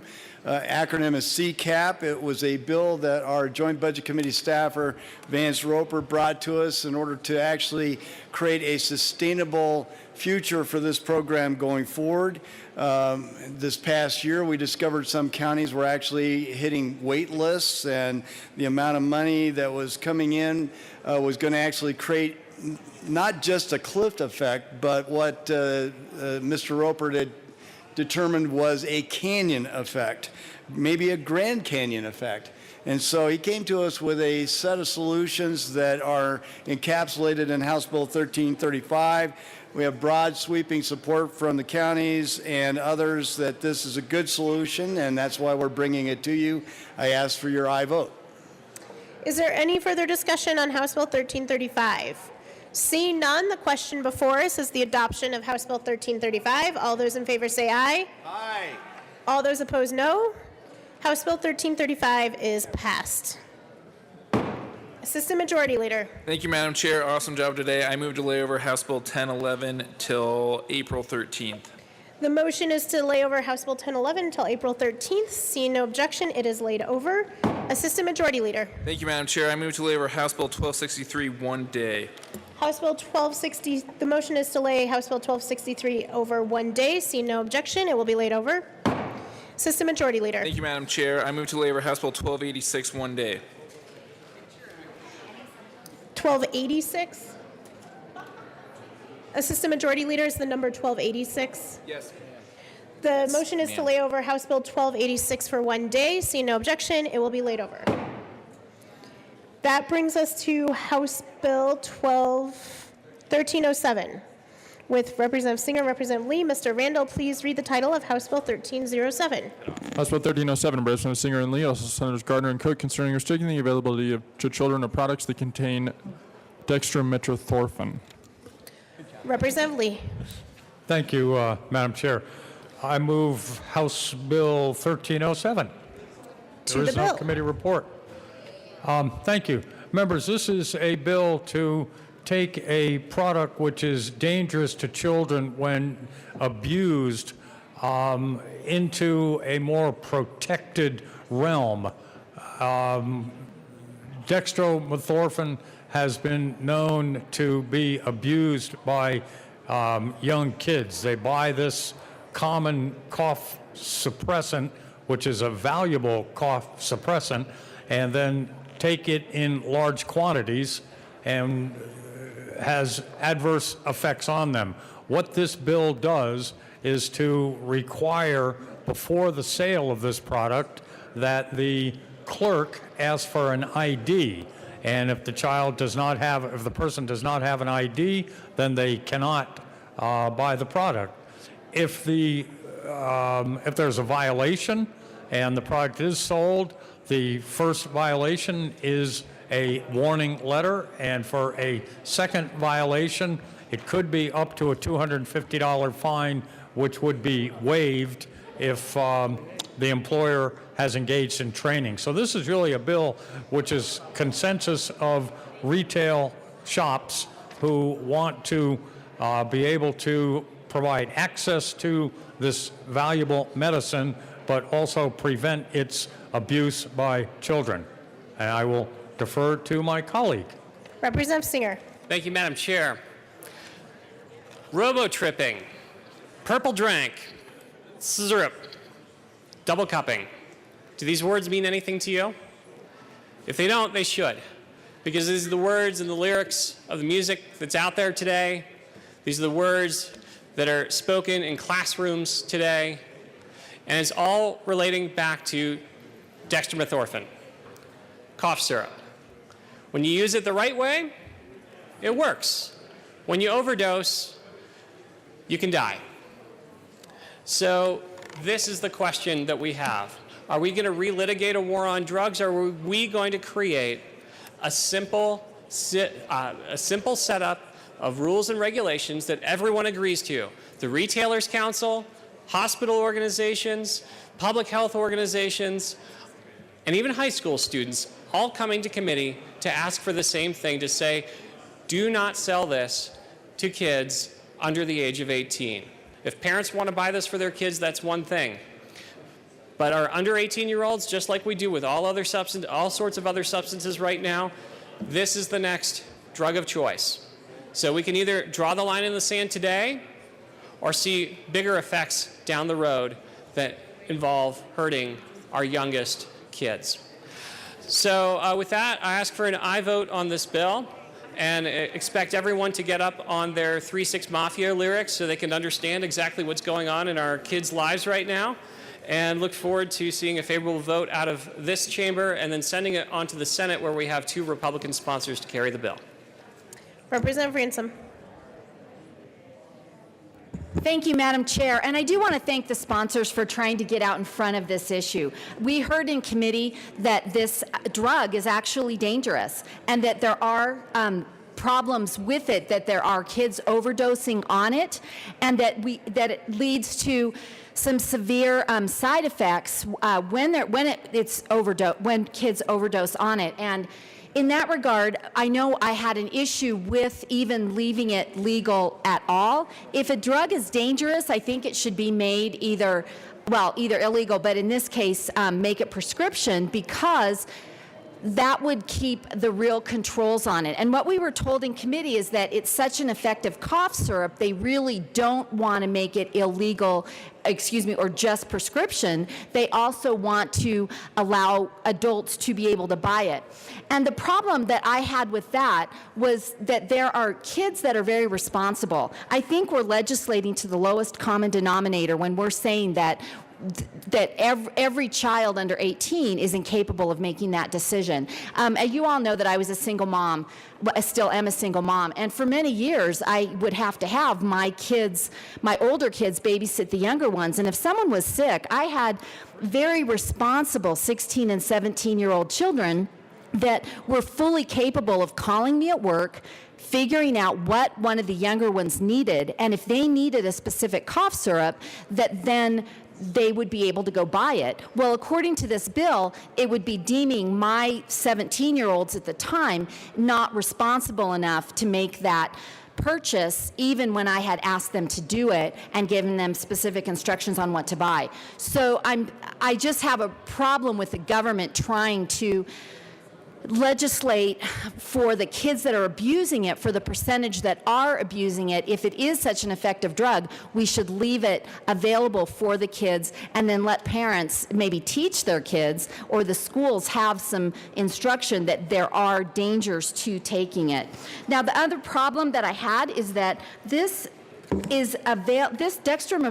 dextromethorphan is in a lot of very common over-the-counter purchases that kids under 18 might have very valid reasons for purchasing, such as Robitussin, NyQuil, Dimetapp, Vicks, Alka-Seltzer Plus, Sudafed, Coricidin, and others. So these are medications that are over the counter that a 16 or 17-year-old might have very valid reasons for buying. So I just wanted to let you know why I was a no vote on committee. It came out a very split vote.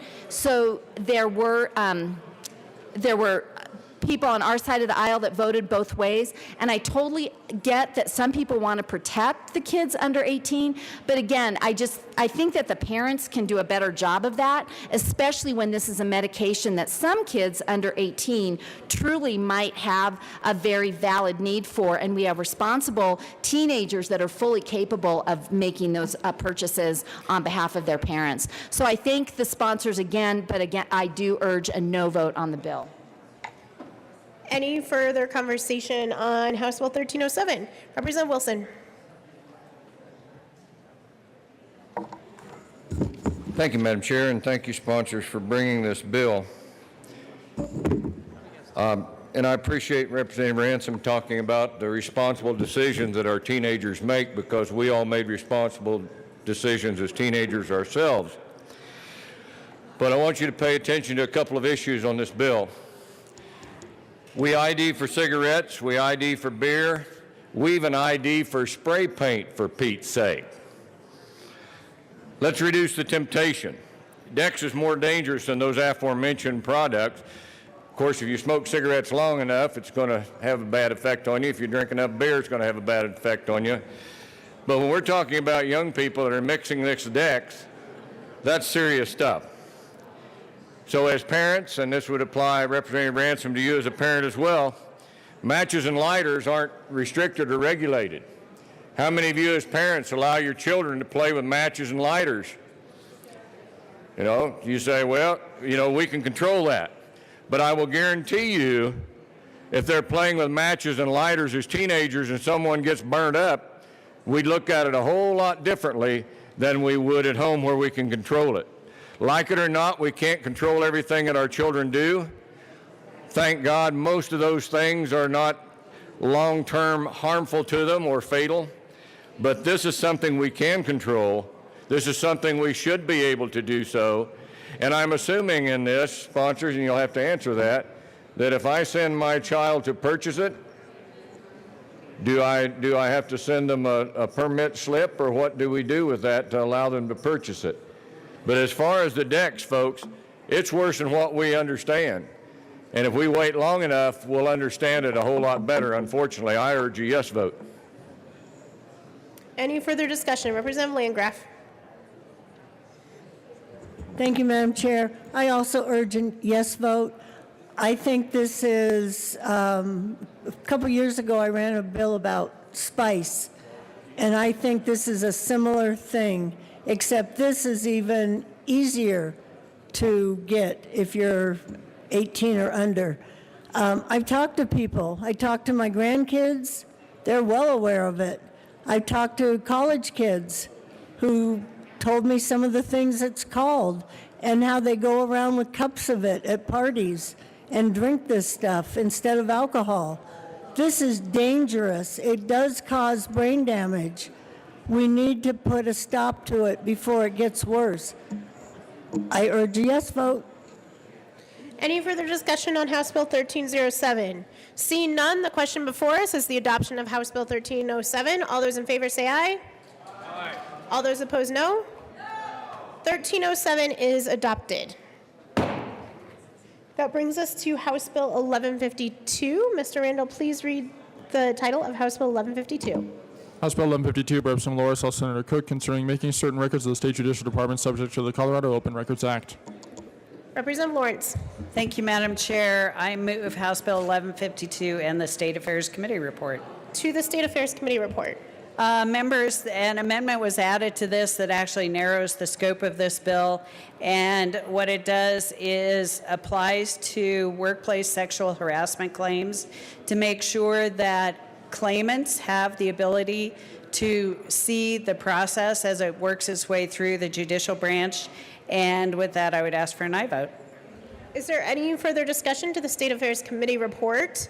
Seeing none, the question before us is the adoption of the State Affairs Committee report. All those in favor say aye. Aye. All those opposed, no. The report is adopted. To the bill, Representative Lawrence. Thank you, Madam Chair. Members, this is a small step forward for just a shimmer of transparency when it comes to the judicial branch, but I think it's an important step, especially when we're talking about sexual harassment claims in the workplace. What we heard in testimony was that the claimant did not have access to that information. Once that claim was filed, it somehow was lost in the abyss of the judicial branch.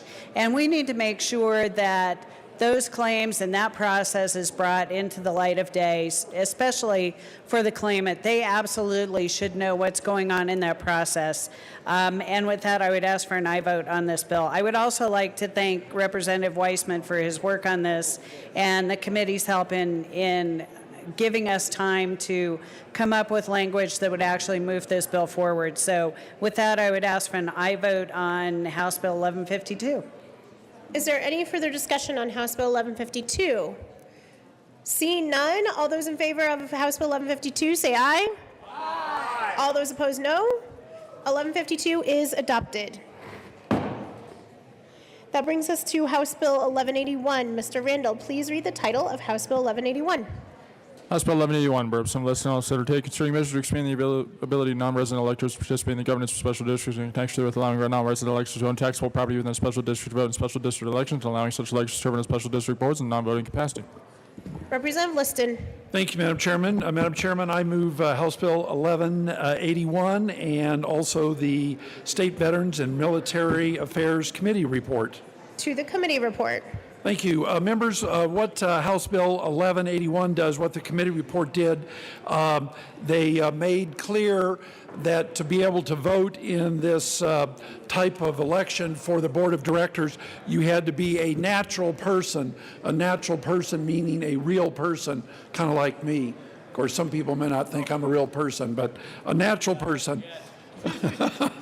So a real person. It also clarified that a person requesting the ballot is an eligible real elector from that state. And it makes clear that the special district, that this is an opt-in, that it's not a mandate on the board.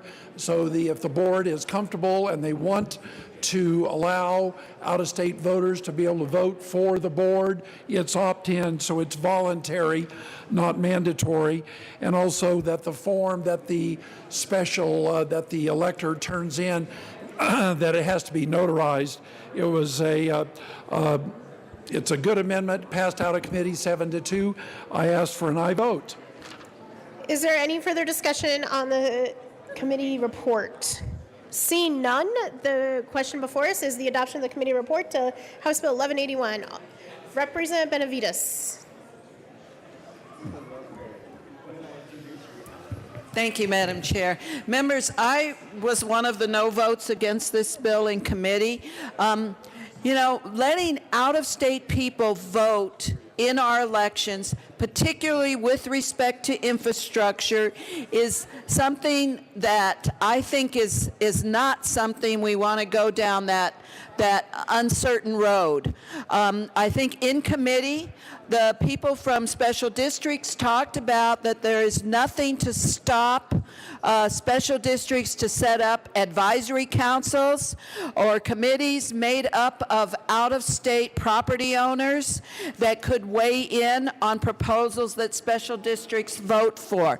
So I think there's ways to do that already.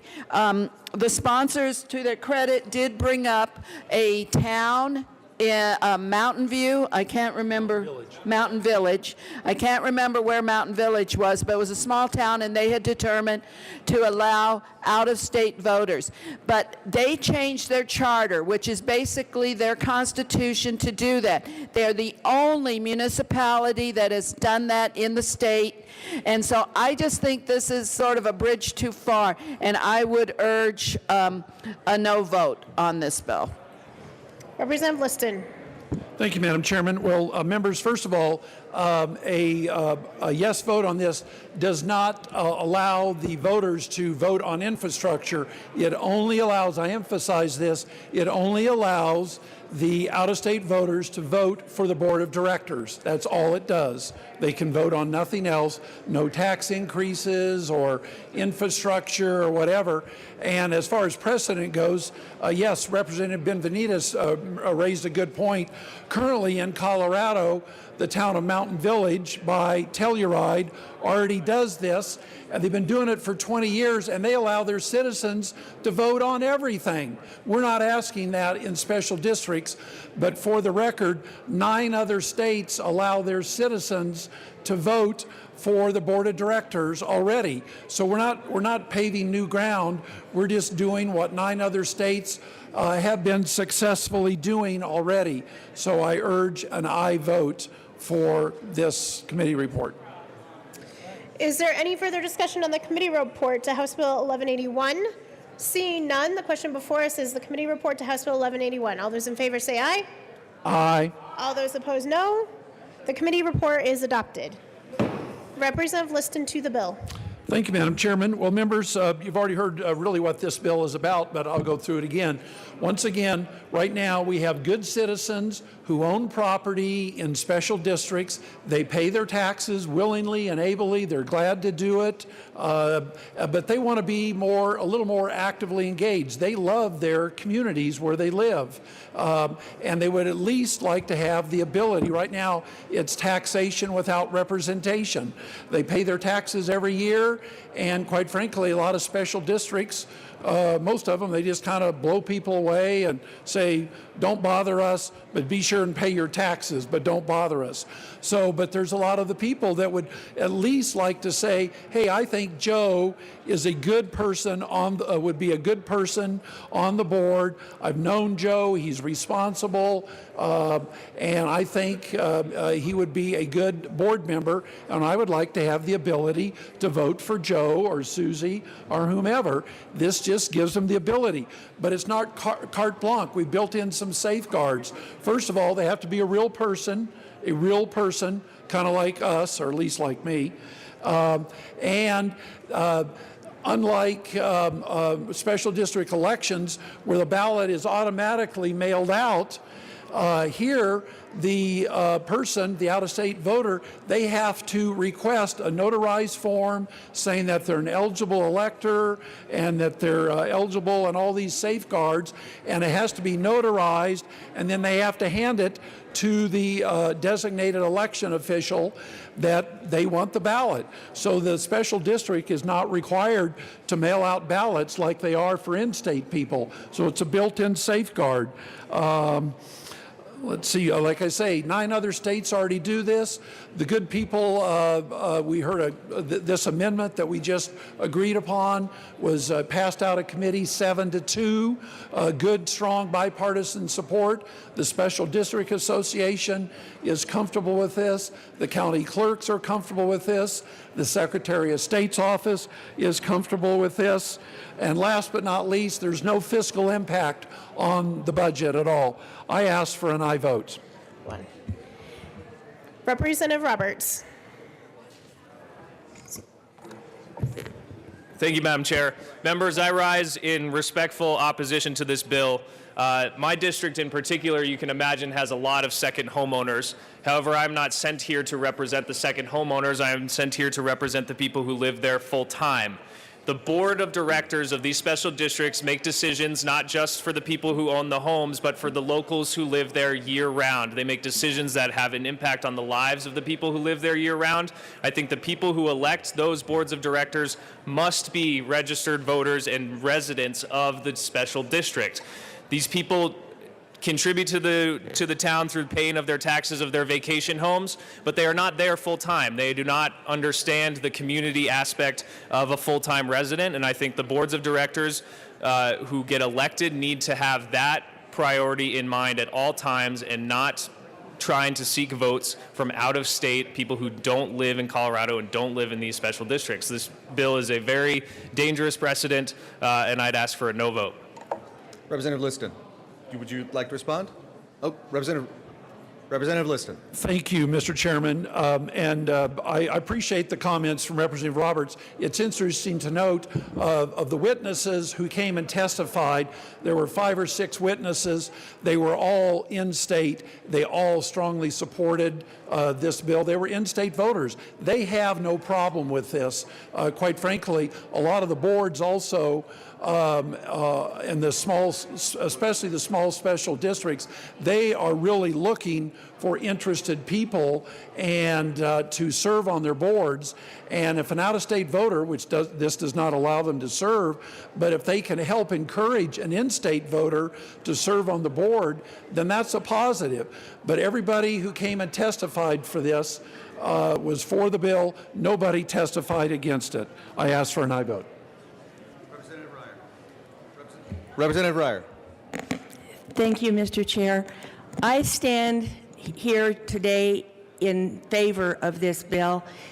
One of the things that hasn't been talked about is the special districts in the rural areas. Out where I am, because most of it is farm ground, there are more absentee owners of that ground because they've leased their ground out, they inherited it, or for whatever reason. But that ground is theirs, and the decision that are made in the special water districts or other special districts that affect that land, they are going to be interested in.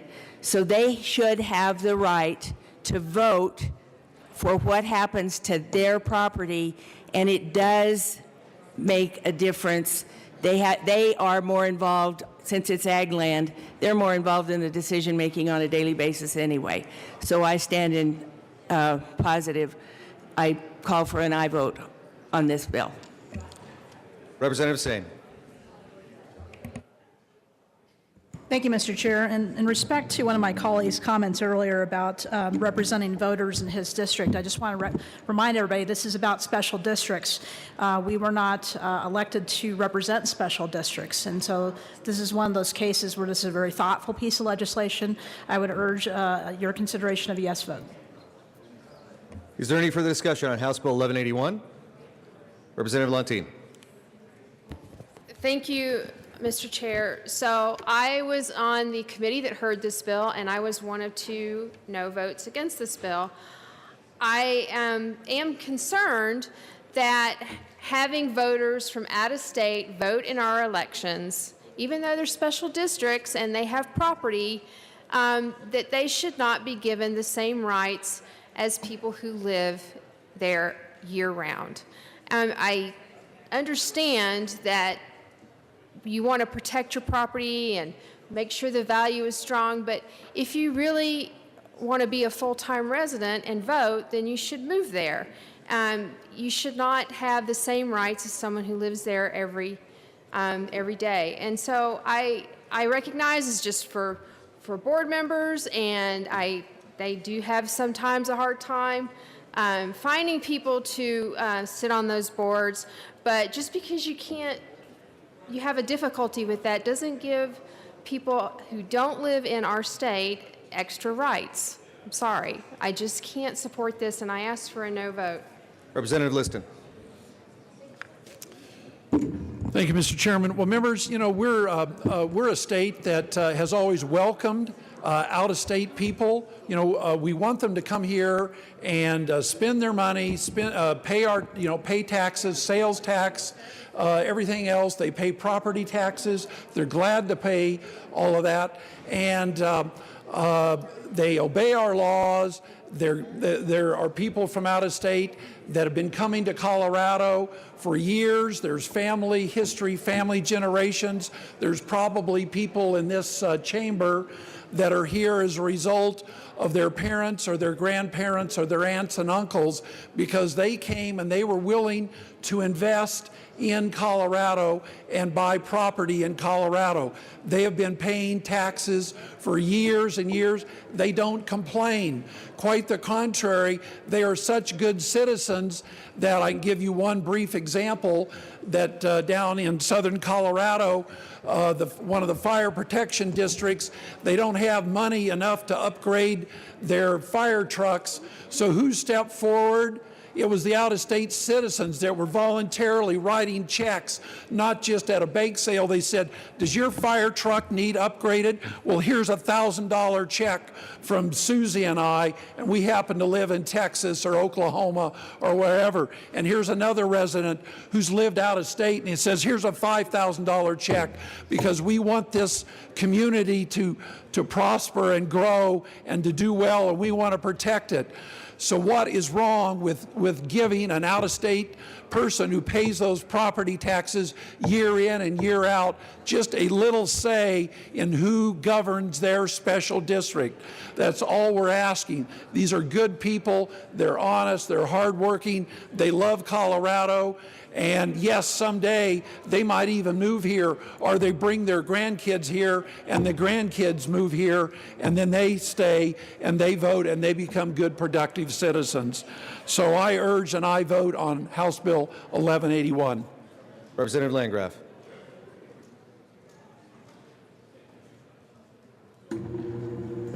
Thank you, Mr. Chair. Representative Lontine, I think your comments were a little disturbing because we have thousands and thousands of military who live in this state, and they vote elsewhere. So to say that somebody who lives in another state and wants to vote here shouldn't have the same rights, that they are somehow less capable of making decisions about where their property is, which is what Representative Liston is trying to do, is to say just the opposite for our vets, that they live here, they vote elsewhere, and somehow they're not capable of making the decisions for their home of record. I think that's unfair, and I think the people that Representative Liston is talking about should definitely have a say in their property and what's happening to it, the value of their property. Thank you. Vote yes. Is there any further discussion of House Bill 1181? Seeing none, the question before us is the adoption of House Bill 1181. All in favor say aye. Aye. Opposed, no. The ayes have it. House Bill 1181 passes. Mr. Randall, please read the title of House Bill 1271.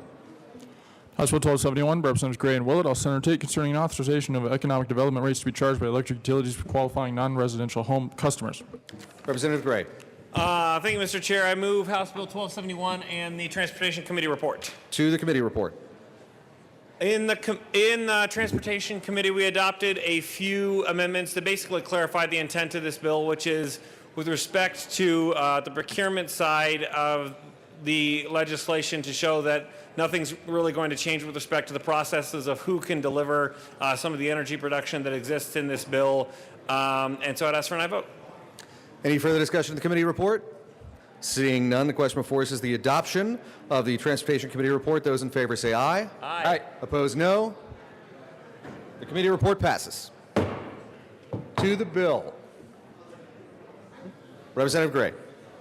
Thank you, Mr. Chair. Members, it is an honor to have this bill here on the House floor today after a lot of work. This is probably the biggest piece of economic development legislation that we will work on this year, and it will help create and attract new businesses to this state. The great part about it is it will do it with no taxpayer exposure and no taxpayer expense.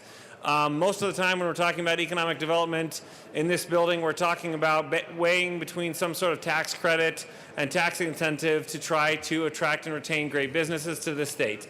In this case, we don't have to do that because this is something where one private business can assist the process in bringing in other private businesses and customers to this state through economic development tariffs and through renewable energy programs.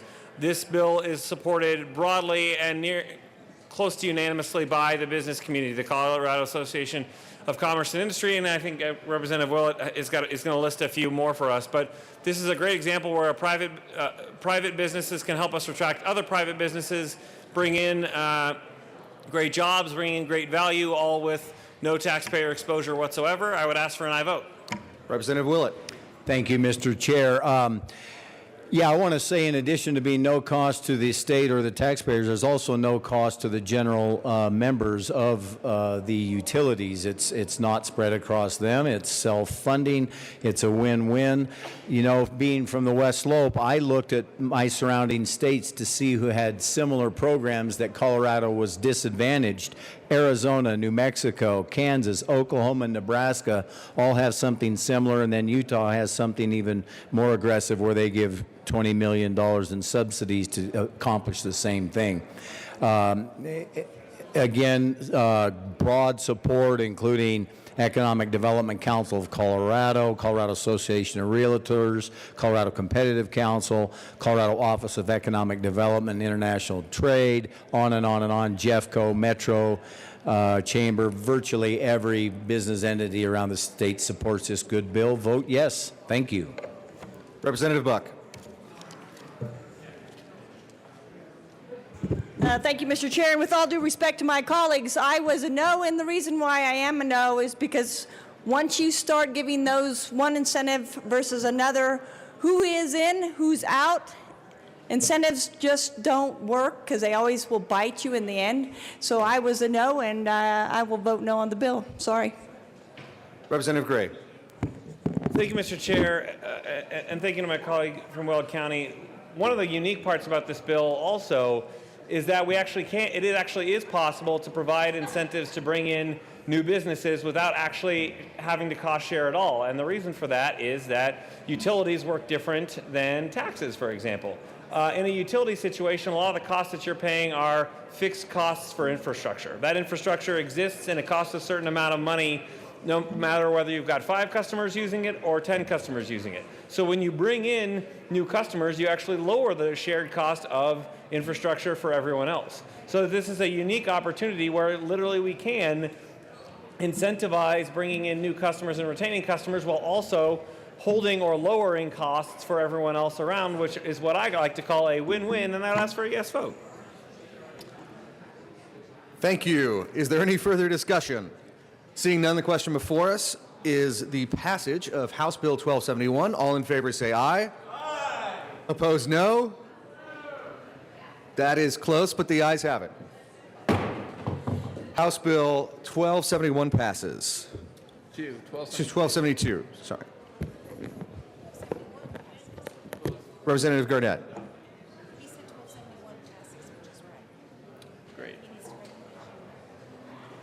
Thank you, Mr. Chair. Nice job. I move that the committee rise and report.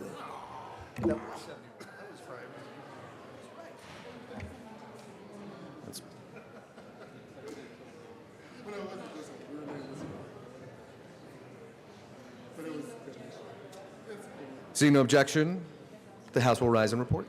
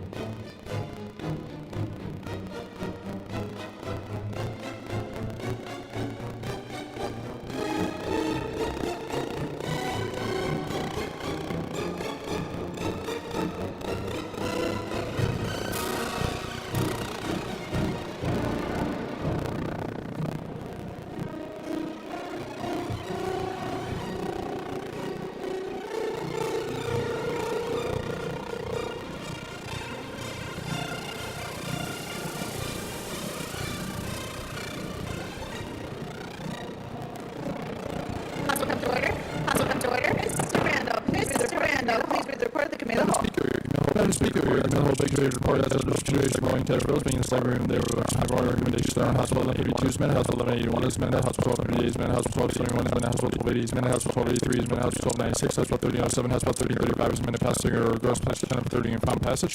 House Bill 1260, House Bill 1263, House Bill 1279, House Bill 1286 laid over until April 11, 2018, retaining the place on the calendar. House Bill 1007, House Bill 1011, House Bill 1209 are laid over until April 13, 2018, retaining the place on the calendar. House Bill 1231 referred to the Committee on Appropriations. As amended. All right. There are no amendments at the desk. Representative Bridges. All right, members, you have heard the motion. Mr. Randall, please open the machine, and members, please proceed to vote.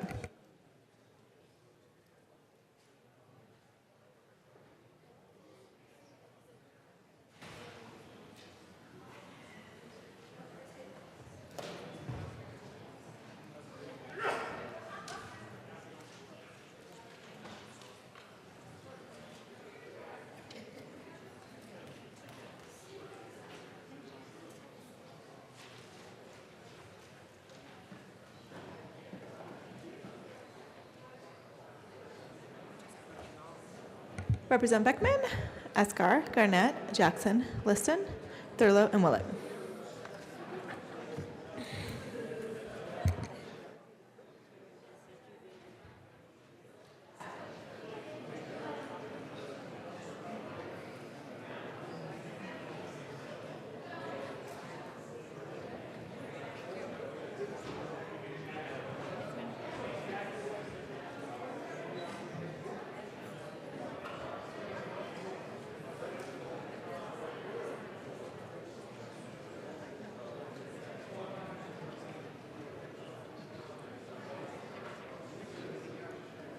All right, please close the machine. With 54 yes votes, 11 no votes, a report of the Committee of the Whole is adopted. Announcements and introductions. Minority Leader Neville and Assistant Minority Leader West. Thank you, Madam Speaker. I ask for a moment of personal privilege. A moment of personal privilege is granted. Thank you, Madam Speaker. Members, I'm asking for a moment of personal privilege today to address what happened here this morning. There was a process issue with this resolution.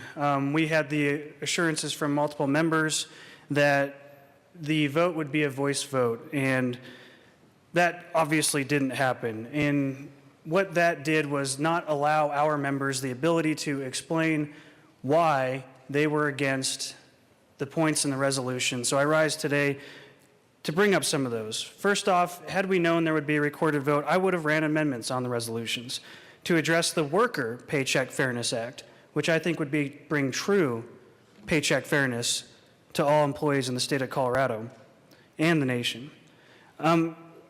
This resolution had multiple issues. It addressed specifically a federal bill for trial lawyers, and I don't want to bring DC-style politics to Colorado. It would address a federal bill that will hurt women, will hurt families by inviting predatory trial lawyers to the table, making Colorado less affordable. I want to give you a quote from a working mother of 4. Flexibility is a crucial component of my job. Sick days, doctor appointments, and snow days when school and daycare are closed all take time away from work. There are also accommodations such as teleworking and maternity leave. The value of these benefits and my use of them is reflected in the salary I negotiated to receive. The Paycheck Fairness Act would restrict the availability of such personalized, flexible work arrangements. I think those are some of the points that we would have made at the well had we known there was going to be a recorded vote, and that's why I rise today. Thank you. Assistant Minority Leader West. Thank you, Madam Speaker.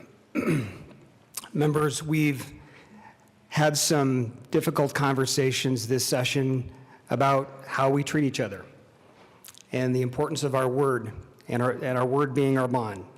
So in that spirit, we had conversations with leadership this morning, and that guided our thinking and strategy in terms of how we approach the resolution. In the interest of knowing all of the work that we had to do on the calendar this morning, that also entered into our thinking. But when we add a federal statute, the Paycheck Fairness Act, to a resolution, which I would venture to say there probably are not many folks in the room that have read the federal Paycheck Fairness Act. To include that in a resolution, and then to say it would be a voice vote and then to do a recorded vote, certainly I have a problem with. I respect the fact that there may have been a miscommunication. I accept the apologies of those who have offered them to us, but wanted to make sure that our leadership was on record, making it clear as to why we took the action and approached the resolution in the way that we did. I'm sure that there are members on our side who would have liked to have offered amendments and provided thoughtful comments about the resolution. And let me just say, as a personal matter, as a father to 3 daughters, I take equal pay issues very, very seriously. I have a daughter in the workforce. I have a daughter that will enter the workforce in 2 years. And I understand and embrace this issue with everything that I have. But that's not the way it went down this morning, and that's unfortunate. So, Madam Speaker, I thank you for the opportunity for us to provide these comments to the body. Members, thank you for your time. Further announcements and introductions. Representative Janal. Thank you, Madam Speaker. I have 2 announcements. One is, members, let's welcome Christian Core Academy from Fort Collins. They have been in the gallery watching us, but I'm not sure if they're still there, but I just wanted to make sure that they had a shout out. So let's give a round of applause to Christian Core Academy out of Fort Collins. And lastly, Health, Insurance, and Environment will meet immediately down in room 107. Thank you. Welcome to the Capitol. Further announcements or introductions? Representative Hamner. Thank you, Madam Speaker, and those of you who are interested in the work of the Joint Budget Committee. The calendar today shows that we're meeting today at 2. We are not. The Joint Budget Committee is not meeting today at 2. And those of you interested in the Conference Committee for the long bill and the bills that are orbiting with the long bill, that Conference Committee, those conference committees have been scheduled for tomorrow afternoon at 1:30. Thank you. Further announcements or introductions? Representative Kraftharp. Thank you, Madam Speaker. Business Affairs and Labor Committee will have 4 bills up today. House Bill 1214, House Bill 1350, which is a really good bill, Senate Bill 178, and House Bill 1342. See you at 1:30. Representative Landgraf. Thank you, Madam Speaker. I've lost my glasses, so this is difficult. But the Colorado Society of Eye Physicians and Surgeons, help. I was kidding. Yes, Colorado Society of Eye Physicians and Surgeons will be here April 12th from 5:30 to 7:30. It's their annual legislative reception at the University Club, and they will have eye exams available. And if you would RSVP to Chet Seward, I'm guessing everybody has this on their desk. or we will put one on your desk tomorrow, so you'll have his RSVP. So April 12th, 5:30 to 7:30, University Club. Further announcements and introductions. Representative Lee.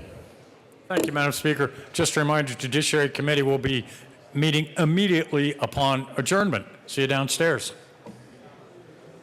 All right. Representative Singer. Thank you, Madam Speaker. Public Health Care and Human Services. We'll be meeting today at 1:30. We've got 6 bills up plus a brief presentation from national experts on the Safe Families program. So please be there promptly at 1:30. We're going to get started as quickly as possible so we can get through a very ambitious calendar. And thanks to all you members for all the work that you're doing relating to the committee. Next up on Wednesday, 3 p.m., anyone is invited to come see Traverse. This is a nationally recognized organization that's making technology work in our child welfare system. It's unrelated to any specific committee, but please, all of you join me in one of the House Committee basements. We will have snacks and refreshments available, as well as opportunity to talk to some technological experts who are helping our kids. Representative Young. Thank you, Madam Speaker. Well, members of Appropriations, and those of you who might have bills in appropriations might want to listen to this announcement. We are having appropriations tomorrow morning, LSBA at 8 o'clock. So if you're a member of appropriations, be sure you're there. And these are the bills that we will be hearing in appropriations. House Bill 1200, House Bill 1285, Senate Bill 68, Senate Bill 207, House Bill 1176, House Bill 1301, Senate Bill 33, Senate Bill 108, Senate Bill 132, Senate Bill 141, Senate Bill 143, House Bill 1019, House Bill 1341, House Bill 1002, House Bill 1189, and House Bill 1179. And I will tell you there may be 1 or 2 additional bills that are added before we adjourn the House for the day today. If we do, we will contact sponsors directly to let you know. But we're trying to move bills as quickly as we can through the calendar, and I apologize for the short notice, but we're moving faster because we're getting towards the end of the session. So I appreciate your patience. Thank you, members, and thank you, Madam Speaker. All right. Representative Herod. And Representative Weissman. Thank you, Madam Speaker. Members, reminder that this week is National Library Week, April 8th through April 14th. Invite members to come down during announcements and talk about why libraries mean so much to them. Also, please, on social media, hashtag National Library Week and hashtag What's in it for you. Representative Weissman.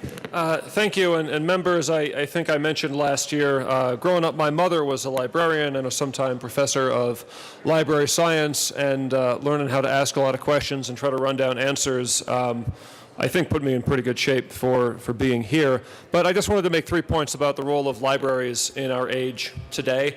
A library used to be the place where you would go to get the answer before we all had these in our pocket.